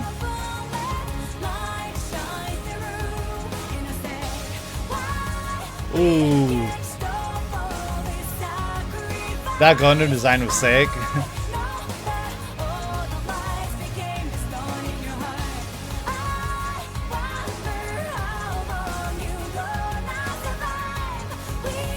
This song is so beautiful, but so sad and somber at the same time. Oh, that was Unicorn. What the hell? I thought that was Char. What the hell? Re 0096. I guess I'm just I'm a fool. Okay, so I was completely off base there. This is Mobile Suit Gundam Unicorn, an OVA series released from 2010 to 2014 by Sunrise. This is more specifically from the TV version that aired in 2016, directed by Kazuhiro Furuhashi, Hunter x Hunter 1999, and Spy Family. Original, yeah, this guy who does the X series, why did he not do Gundam X? Why did he do Unicorn? What the hell? Original character designs by Yas himself. Okay, so that's why it maybe look familiar. Mecha designs by Hajime Katoki. All of the 90s Gundam series, Sans X and Turn A. Music by the Hiroyuki Sawano. Holy shit. And based on a novel series by Harutoshi Fukui. The song is Into the Sky by Tielle and Hiroyuki Sawano. That's crazy. Sawano in an opening? I never thought I'd see the day. So That's really interesting to me. Like, so this was before Iron-Blooded Orphans. Iron-Blooded Orphans, you said, was 2015. So this came before it, right? 2010, 2014. The song and the story being told in this opening was so sad, tragic, and beautiful. Like, I don't know really how to describe it. I need to go back here because that's not Char, I guess. This started in 2010. And you see 0096, 3 years after Char's counterattack, humanity still recovers from the climactic clash between Neo Zeon and the Federation. Banagher Lynx visits an industrial space colony on a school trip but finds himself stranded there after his shuttle breaks down. Soon after, he rescues a distraught girl named Audrey Byrne. I don't know what to make of this scene right here. I thought that was Char, and I thought we were... Oh, Banagher? Okay. I thought we were getting the second opening for Origin, but no, it really surprised me because I thought that was for sure Char as Nabel. But I guess that was someone else entirely, or maybe he somehow ends up somewhere else and he's kind of living out his years as an old man, or maybe he wins at the end of Char's counterattack. I don't actually know how that story plays out. She urgently requests that she be taken to a man called Cardias Vist, who's in the possession of an object known as Laplace's box. Audrey contends that the box holds secrets that could destroy the world as they know it, and to make matters worse, it seems that other forces quickly converge on the colony to get the Cardias and claim the box for themselves. The Federation forces struggle under the might of reinvigorated Neo-Zeon remnants, who are now led by a man calling himself Full Frontal, holy shit, who bears a striking resemblance to a certain former Zeon ace pilot, former Quattro Bagina. Banagher finds a wounded Cardias who gives him what he claims will be the key to the box. This key isn't just any old key. It is in fact an advanced mobile suit dubbed the Unicorn Gundam. Get it? Unicorn? You see? Ah, we have fun here, folks. Ha ha ha. That's funny. I was like, what do you mean unicorn? Like, but that's fun. Is this one called Gundam U or Gundam UC? Let me see the logo. I want to peep the logo for unicorn. Oh, it's UC. Okay, it's Gundam UC. Okay, so it is literally unicorn. Okay, that's funny. So that's kind of like a huge, hey, come check the series out for any UC fans. You know, we got a new UC series over here. Yas being back to do character designs is huge. I'm wondering if the character who bears a striking resemblance to Char, Quattro Bagina, is actually him, because I feel like that would be kind of cheap to do that twice with this kind of like, is it him, isn't him sort of thing, unless it's a case of everyone knows it's him, like with Quattro. So I don't know how I really feel about that. I imagine the twist in this one is that it's not actually him, but you know, I'm just guessing based on nothing. While victory was certainly set after Char's counterattack, it was put so many years later so as to act as mostly its own fresh start before they had the idea of just creating new universes with G. Unicorn was therefore touted as a bold, brand new entry in the Universal Century, which had been relegated to the side stories for years. Like Origin that would follow, Unicorn was released in the form of 7 hour-long episodes of exceptionally high quality and was made purely for the old heads, with its plot tying hard into the preceding UC series, even Double Zeta. Also, like Origin, you would vastly recommend to everyone the OVA format over the TV version. Is that because of, you know, you can sit down and watch an hour-long episode opposed to like 24 minutes? Do you feel like it's better suited to the longer length format opposed to like every 24 minutes you get a new episode? The song was very, very sad, touching, somber, just everything kept me down here. I don't know, you feel like it's an edit for the TV? Okay. What's Peanut doing? He's opening the door. Where is it?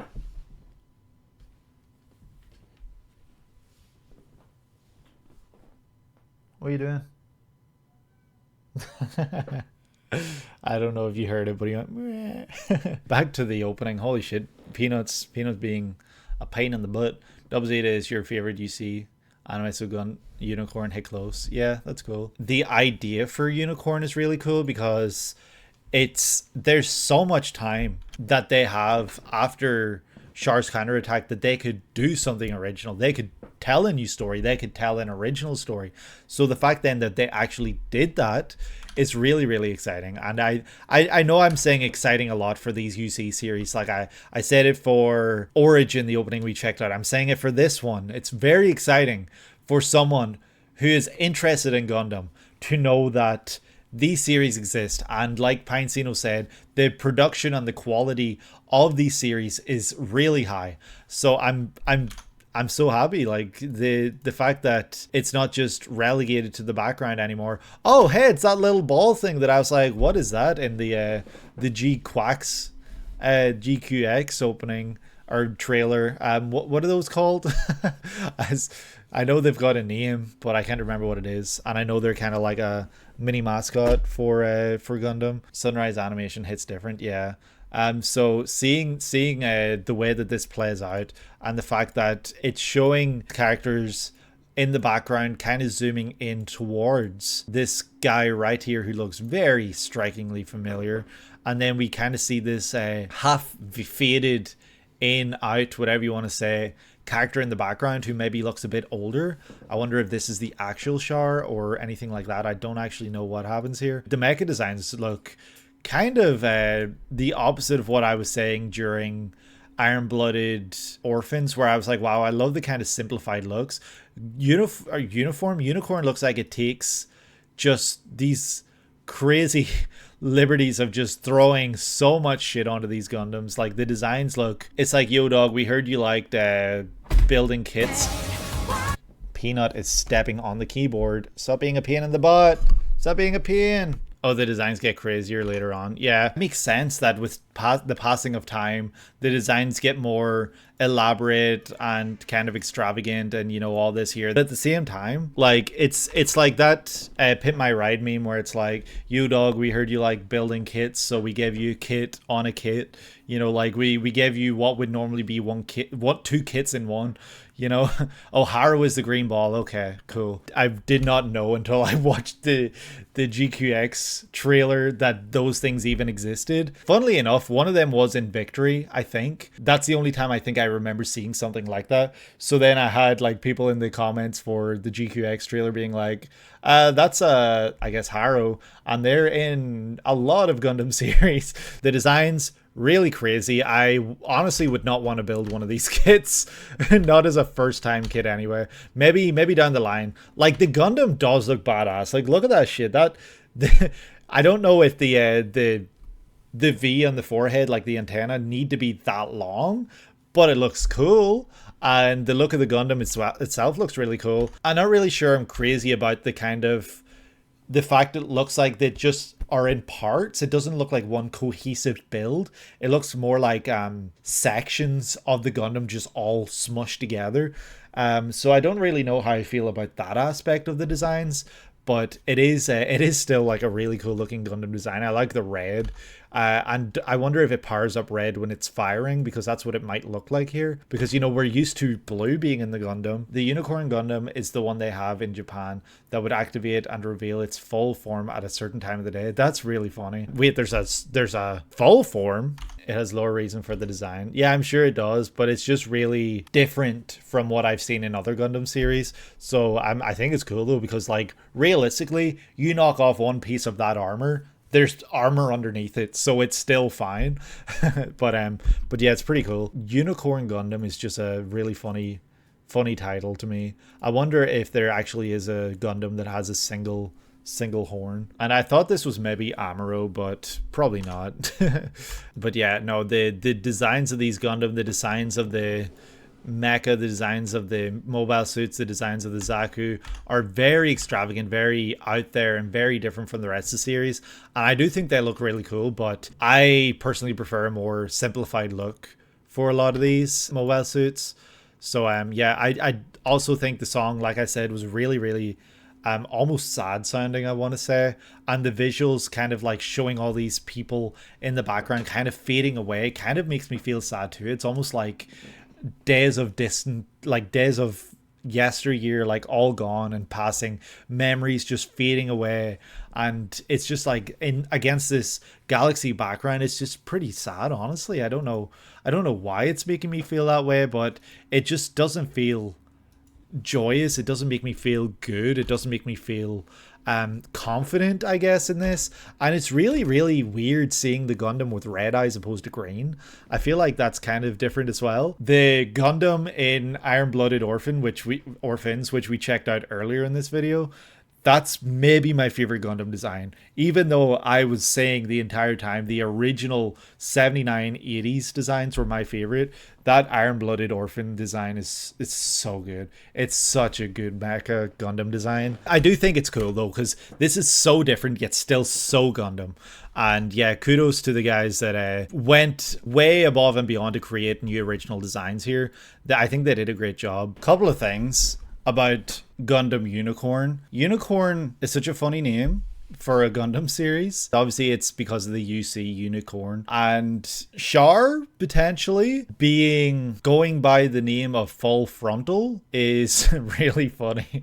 Interesting name, Full Frontal. I think it's a funny name that he gives himself. I wonder if it is actually him. I'm kind of leaning more in the direction that it might not be, because I feel like that kind of reveal twice might lessen the impact of it. The name makes sense if you watch it. Yeah, I'm sure it does, but like I said, it's a funny name to be Gundam Unicorn. It's like parents telling their children that unicorns aren't real and that Gundam aren't real, you know? I do think that this series, the look of it is really good. I think that the look of the animation, the look of the characters, the designs, everything about it, yet again, just looks like an old school 80s, 79, 80s series. Well, not 79, but like an 80s, you know, Zeta, Double Zeta kind of series. It looks like that, and I think it looks really cool, and I think, honestly, I would really vibe with it. But I do think now we might be ready to move on to the next one. Point 5, which is coming up next. Ooh.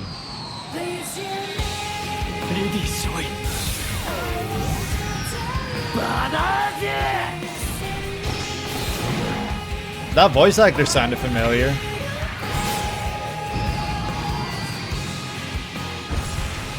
Oh shit.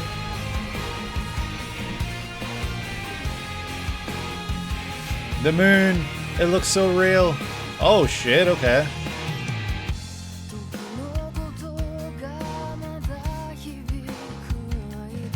This looks Persona-esque.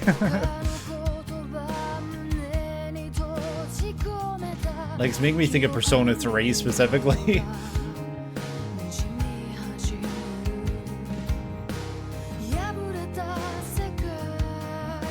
Ooh. Oh, look at that. That was cool.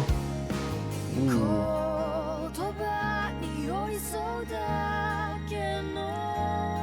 Ooh. The way they're all just scrap now.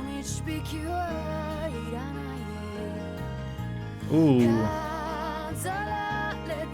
There he is, that dastardly Full Frontal. Oh, it's the Unicorn Gundam. I saw him. He had a big horn.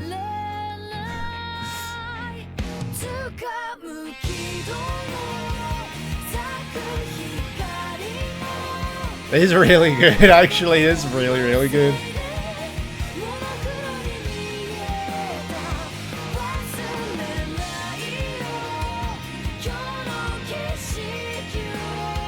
Holy shit.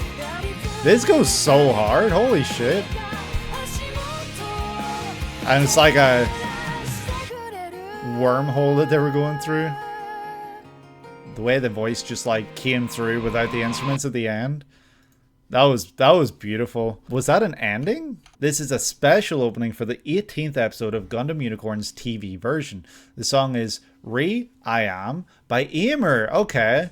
That makes sense. I felt like the voice sounded familiar, but you know me and voices. Who did Vinland Saga Ending 1, Demon Slayer Season 2 opening, Fire Force Opening 3, more to come in later sets. So that's something for you Aimer fans out there to get excited by. This song was actually the ending of the 6th episode of the original Unicorn OVA series, having been shortened to a TV size and with added visuals in the TV version of Unicorn. Yeah, this song definitely felt like an ending. I'll give it that. It definitely felt like the end of kind of this series. Like, it felt like a wrap-up song and something that would play like honestly during the credits of the movie, if it was a movie. Not to compare it to Beyond the Time, but that's kind of what it was reminding me of, the same sort of feeling where, you know, the song was very somber with moments of triumph and moments of heights, but also, you know, with this sadness and also with these visuals. I know in Beyond the Time you added the visuals, and I'm imagining this is the opening from the actual series, but the visuals also match the kind of like feeling that the song has at the time. Like when it's kind of has that sort of sad sound to it, the visuals we're seeing, it's showing like destroyed Gundam, like all this these mecha, the mobile suits, everything that's just destroyed, rusted, left to be forgotten. But then when there's those heights, like the moments where the singer's aimer just goes kind of crazy, like right here, things start to pick up. We see action, we see all this flashy moments, and it's really cool the way it's done through like a first person kind of look, where we're seeing it through the perspective, the action through the perspective of whoever is piloting this this mecha. And I think that that's really cool, seeing it through this perspective, like this first person look.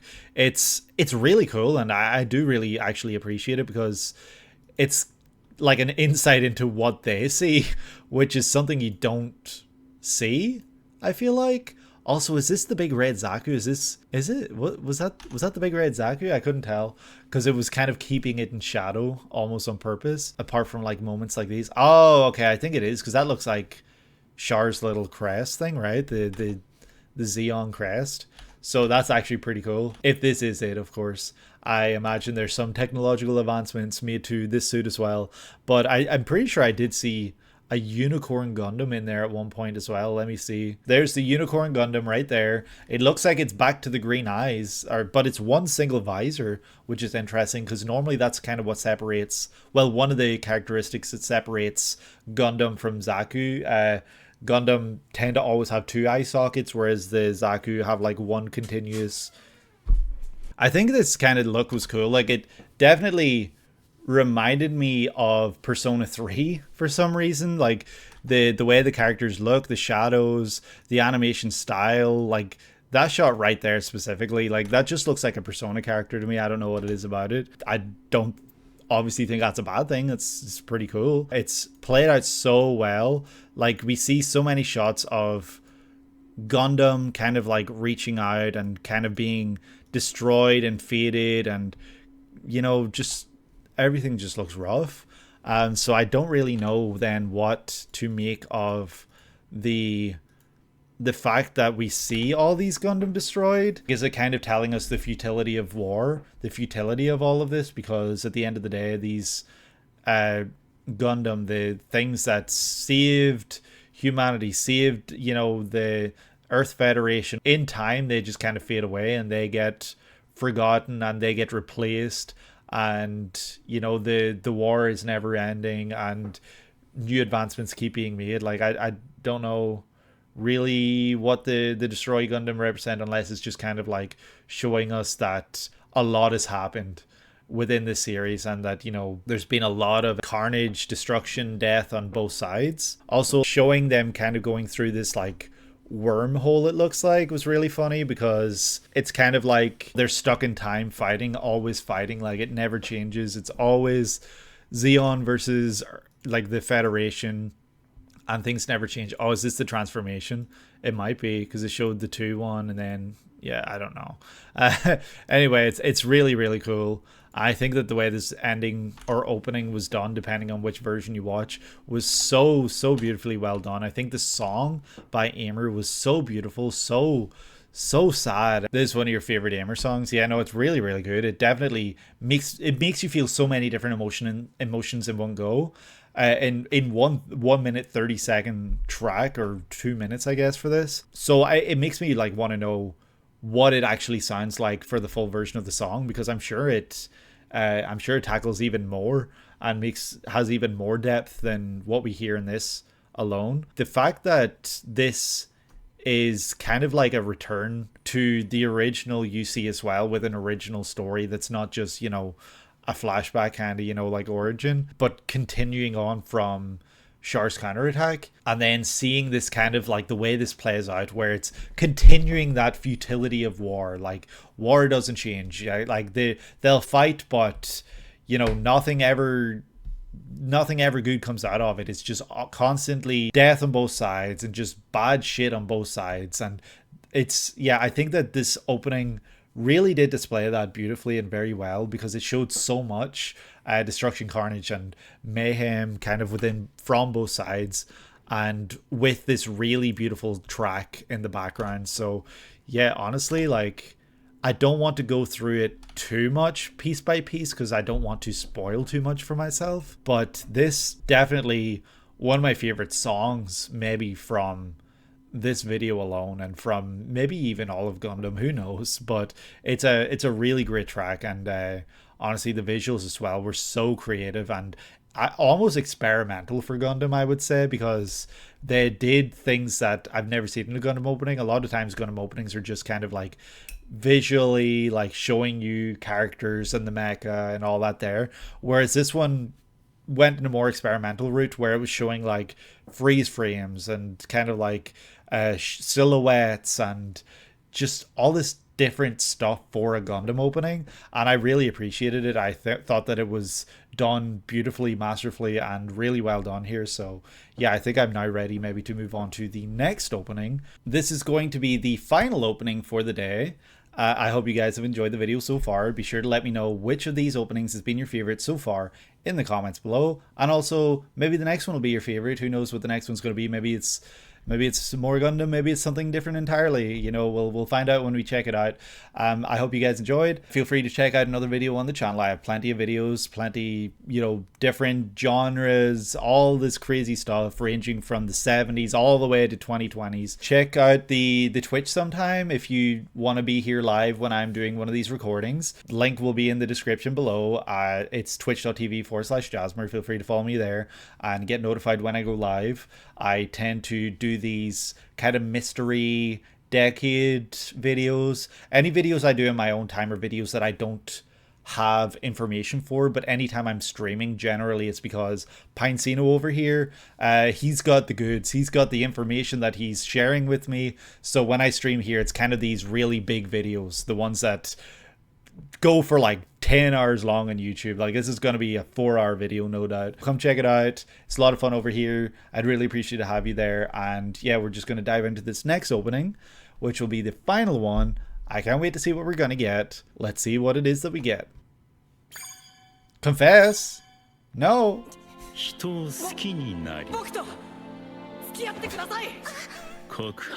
You confess.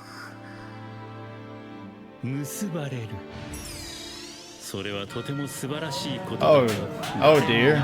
Is that how it goes? That's not how it went with me.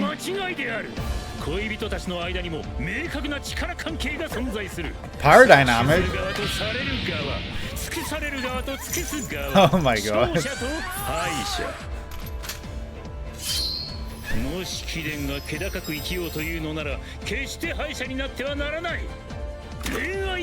Love is war! But they're just kids. The first to fall in love loses. That's really funny. Kaguya wants to be confessed to.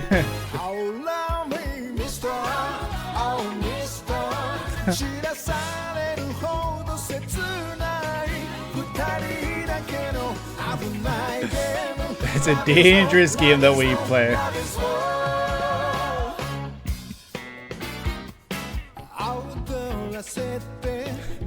Those red eyes are so intense.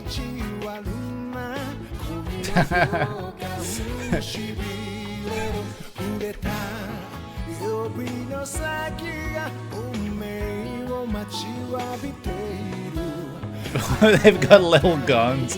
That small ass gun she has. Oh shit.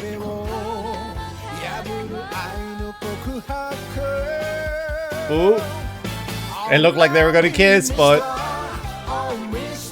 all these weapons. Not the claws.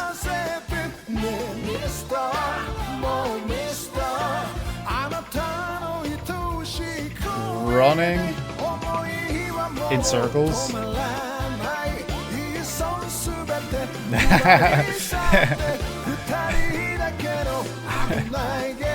It's funny.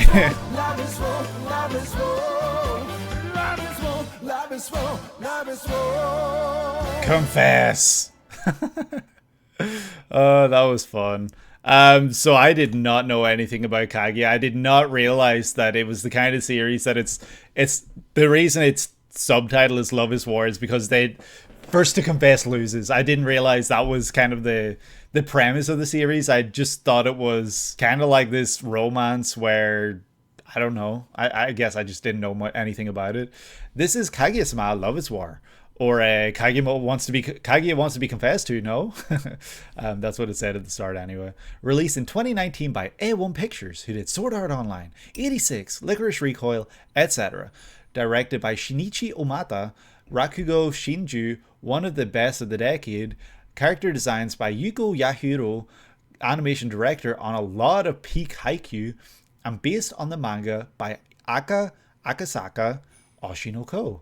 The song is Love Dramatic, featuring Rikka Ihara by Living Gem Masayuki Suzuki. I feel like I rediscovered the fact that Akasaka, who wrote Oshinoko, also did Kaguya-sama every so often. Like, I rediscovered that fact, and it's kind of like, oh shit, that was the same person? That's crazy. Like, I don't know why I forget that a lot, but I just relearned it again, even though it's something I knew. Miyuki Shirogane and Kaguya Shinomiya stand at the top of the prestigious Shuchin Academy, ranked as the top students of the nation. So they're all smart as shit then. Shirogane serves as student council president with Kaguya as his vice chair. They are revered by the student body and perceived to be the perfect couple. They have actually developed feelings for each other in their time together, yet they have not admitted them. Why, you ask? The narrator explains their insane logic. Simply put, for them and them alone, love is war. And they both feel that way. They both feel the exact same way. Is there anything that triggers that feeling of like that notion in their head? Like, do they experience something that kind of makes them think, oh shit, I can't confess? Or is it just this preconceived notion that they both have? Like, that's what I want to know now. Like, where did that kind of stem from? Or is it something they both experience at the same time? Kaguya comes from a prestigious family that demands utmost excellence, whereas Shirogane has reached his station through sheer force of will from much more humble origins. The intense pressure and pride that has led to their positions has rendered them incapable of a hint of perceived concession. The two idiots subject themselves to daily intense mind games, all to just get the other to admit defeat. To a normal person, confess their feelings. Love has certainly bloomed on the battlefield, but the real question is, who will win the war? I love Akasaka. He sometimes takes a break because he plays Apex in the tournament. He also collabs with VTubers a lot. Wait, it's a guy? Damn, I would honestly thought the writer of Kaguya and Oshinoko would have been a girl. Like, not to sound ignorant or anything like that, but I guess that's just what I assumed. That's honestly crazy, and that's really cool. I love that they're just a guy who wants to, enjoy life and, play Apex, do whatever they want, feature alongside and collaborate with VTubers. Like, they just have fun with it, and I think that's really cool, and that's it's a good way to stay in touch with the community and hear what people think about the series that you're doing. What do you mean the misogyny? You saw romance and thought, women. No.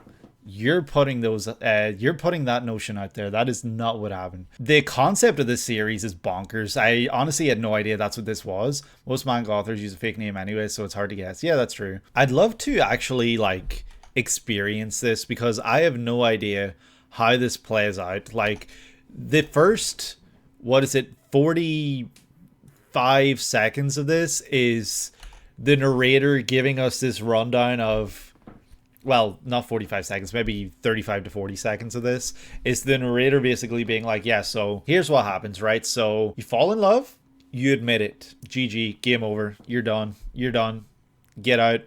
Your life is ruined. You're going to have this big wedding, but it doesn't matter because you're about to be taken advantage of. You're about to be, what is it they call it? They don't call it the abused. They call it the exploiter and the exploited.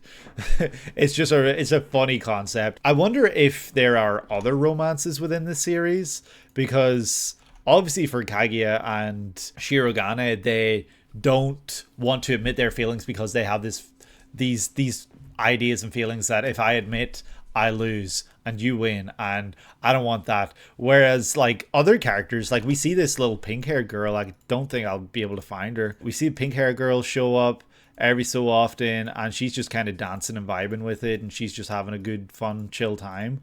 Whereas the two, okay, there she is. She's just a girl, like she's just having fun. She doesn't look like she'd have this idea of, oh, I can't admit anything because blah, blah, blah. She looks like someone who's just there to vibe and have fun. I wonder if someone likes her, because she looks like she'd be a real ditzy character. Obviously, to go on from this to Oshinoko, that's a flex, because both are huge series.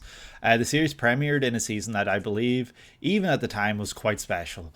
Winter 2019 saw Mob Psycho 100 Season 2. The first half of Dororo,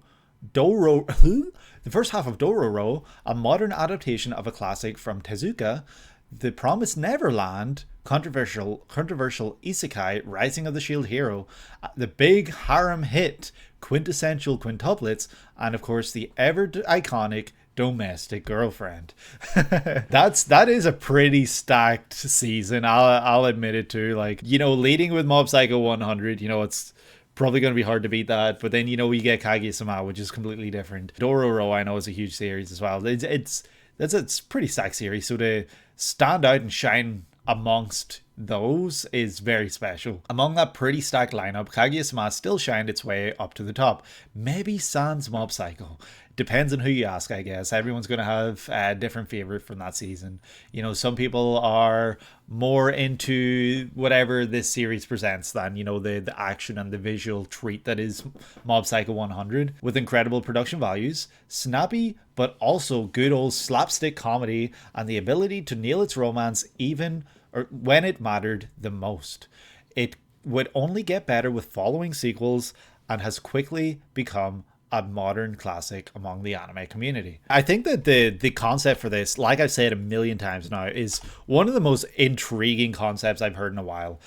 So my wife, funnily enough, does have the first volume for Kaguya, but she hasn't read it because she kind of fell out of her reading phase. I mentioned a few times in older videos that she had been reading some series, but nowadays she just wants to play games. Like, she's playing Fields of Mystria, she's playing Stardew Valley, you know, those kind of cozy vibey games. That's what she's kind of into right now. So yeah, she's in her gamer arc. And we've been playing a lot of Stardew Valley lately together, and it's been a lot of fun. But, you know, I've been really wanting her to read the first volume for Kaguya-sama, because I want to know her opinions on it, because Pinecino over here, he recommended it a while ago, but then also kind of was like, I don't think she'd like it because she's someone who wants pure romance. But you did recommend it ages ago, though. Even if you say you don't think she'd like it, she wants pure romance, and she wants that to be at the forefront, and she wants them to be together pretty much the entire series.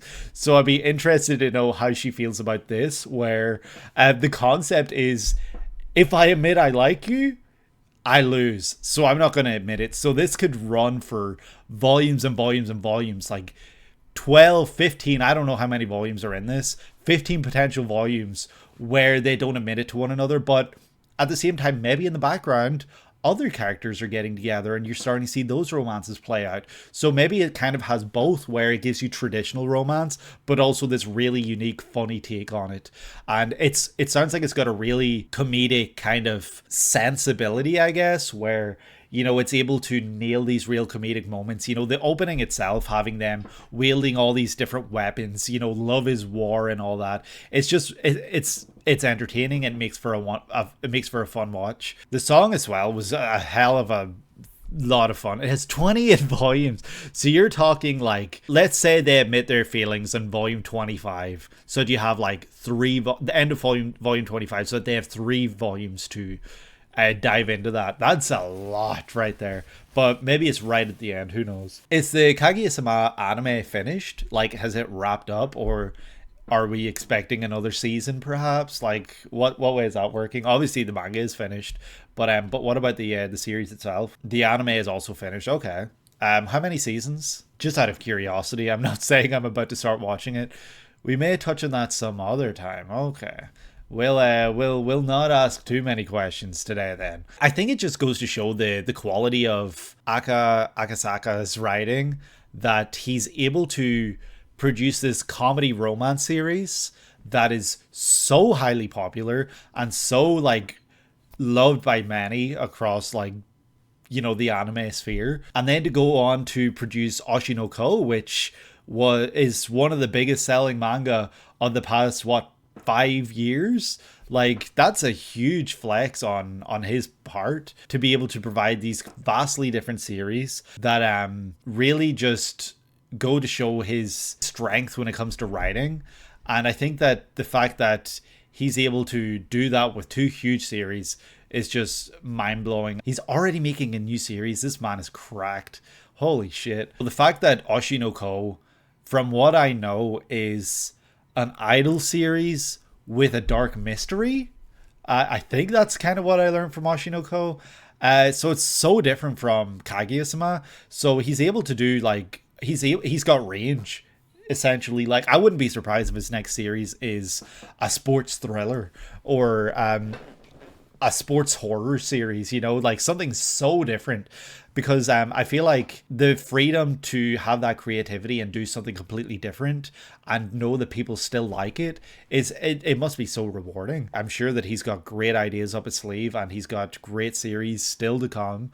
And yeah, I'd love to know what he does next, because Oshinoko, I had no idea it was dark. Kaguya-sama, I knew it was a romance comedy, like a rom-com of sorts, but I didn't know the concept or the premise of it. And now that I know the premise, it makes a lot of sense about why some people who only like romance might not like this one as much. The song, let me hear it again real quick.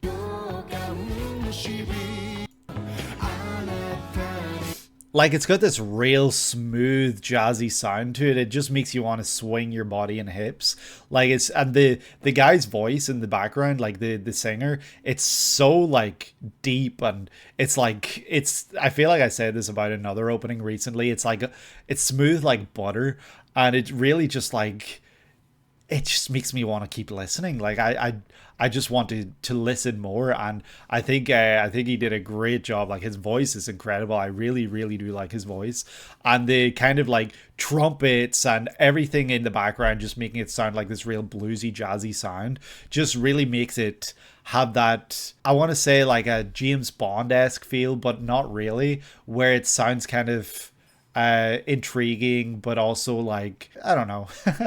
Masayuki Suzuki is a pop legend. Yeah, well, I hope he's done other anime openings, because I'd love to hear more. But yeah, the song itself, it just makes me feel something that I can't express. I don't know why why that is. It's just making me feel things that I don't know how to put into words. And absolutely amazing job. And I think that the character designs are really cool too. I love Kaguya's look, where she's kind of got, forgive me for saying this, I don't know if this is a take that won't be appreciated, but she's kind of got this plain look to her, apart from her eyes. Her eyes really stand out. Everything else is pretty plain, like, let's be real. She doesn't really have anything that stands out. Her hair is back, it's very simple. What she's wearing is just a uniform, but her eyes really stand out, and I think that's a huge credit to Akasaka again, because another thing in Oshinoko is the eyes. Yeah, she's got that big ass ribbon. That's definitely a distinguishing feature for sure for Kaguya. This guy who looks like he doesn't sleep kind of backs up what you said about he works really hard to get to where he is. So the fact that he's got bags under his eyes kind of represent that, whereas she's just kind of like the epitome of, I guess, like you could say, like being pretty and privileged, you know. Like, she's got these really I really do love those eyes. Like, they're really detailed, and yeah, she's definitely out for war. She's definitely out to spill some blood. And I think that is a really fun opening, really fun looking series. And I gotta know, but don't spoil, who it is that confesses first. because if I was to guess, I'm going to guess from this one opening that one of two things happens. One, he confesses because he's the hard worker, you know, so I feel like because he works for things, he might admit it.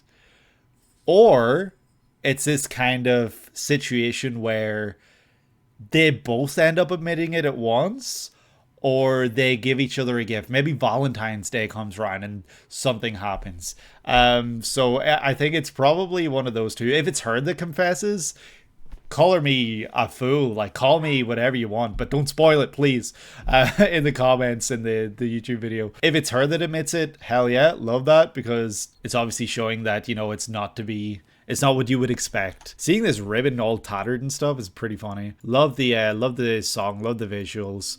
The way that it looked like they were going for a kiss right here, only for them to kind of like pass by each other, was really funny, because it's kind of like a twist on, you know, the romance thing where they're not actually going to admit it. They're going to walk past, like look past each other and scheme and start fighting. Like they got bows and arrows, they got guns, they got claws, they got everything that you need to hurt another human being. And then we get this ditzy little girl who just, I don't even know what her deal is, but she just looks like she's goofy and silly and very ditzy. But yeah, love this opening a lot. It was a very fun one to end on. For what was a pretty Gundam heavy list right here, but you know, that's always very fun because there's so many different Gundam series and I love checking them out. The rest of this series of openings that we checked out today was a hell of a lot of fun. I really did enjoy every single one, starting with Space Dandy. Really just set the mood for, you know, what we'd be seeing today, because, you know, that series just looks crazy bonkers insane. Going into Iron-Blooded Orphans, which had so many great openings and such really interesting takes on Gundam in general, and then, you know, seeing other stuff like Kaguya-sama and Origin, we got Unicorn, High Score Girl, KonoSuba, you know, of course, so much fun, so much energy, and just looks like a really great fun series with a lot of titty. High Score Girl just looked like my kind of show that I would really just vibe with, because, you know, gamers gaming, all that, and it just had a really cool premise and sound to it. The Land of the Lustrous looked beautiful, looked stunning, and I would be interested in checking out Studio Orange stuff, some more Studio Orange stuff down the line, because Studio Orange have done honestly greatly innovative stuff with 3D CG when it comes to the anime verse, the anime sphere. You know, you can say also Lupin the Third did great things with CG, because, you know, I saw clips, I didn't see the movie, and I haven't seen really much about it, but I remember seeing clips years ago of a Lupin movie coming out, and that shit looked insane in 3D CG. It looked really good. The Lupin pull, yeah, we gotta bring Lupin into everything, you know. Directed by the same director of Godzilla -1. Oh shit, what? The Lupin movie was directed by the same guy who did Godzilla -1. That's insane. I want to see more of Studio Orange. I know we have more stuff that we could check out by Studio Orange on the channel, so, you know, stay tuned for that. I'm sure Pinecino will throw some stuff in there someday, who knows. And if there's anything you guys want to see in a future video, be sure to let myself and Pinecino know in the comments below. Maybe they'll be added to one of these lists someday, who knows. And yeah, I appreciate all of you for stopping in on the Twitch chat. Of course, you guys made this very fun for me, you know, to, you know, have this back and forth, and also you guys provide some really great information today. I will see you in the next one. I hope you're having a great day, and like, subscribe, comment, all that good stuff, and I will see you later. Take care.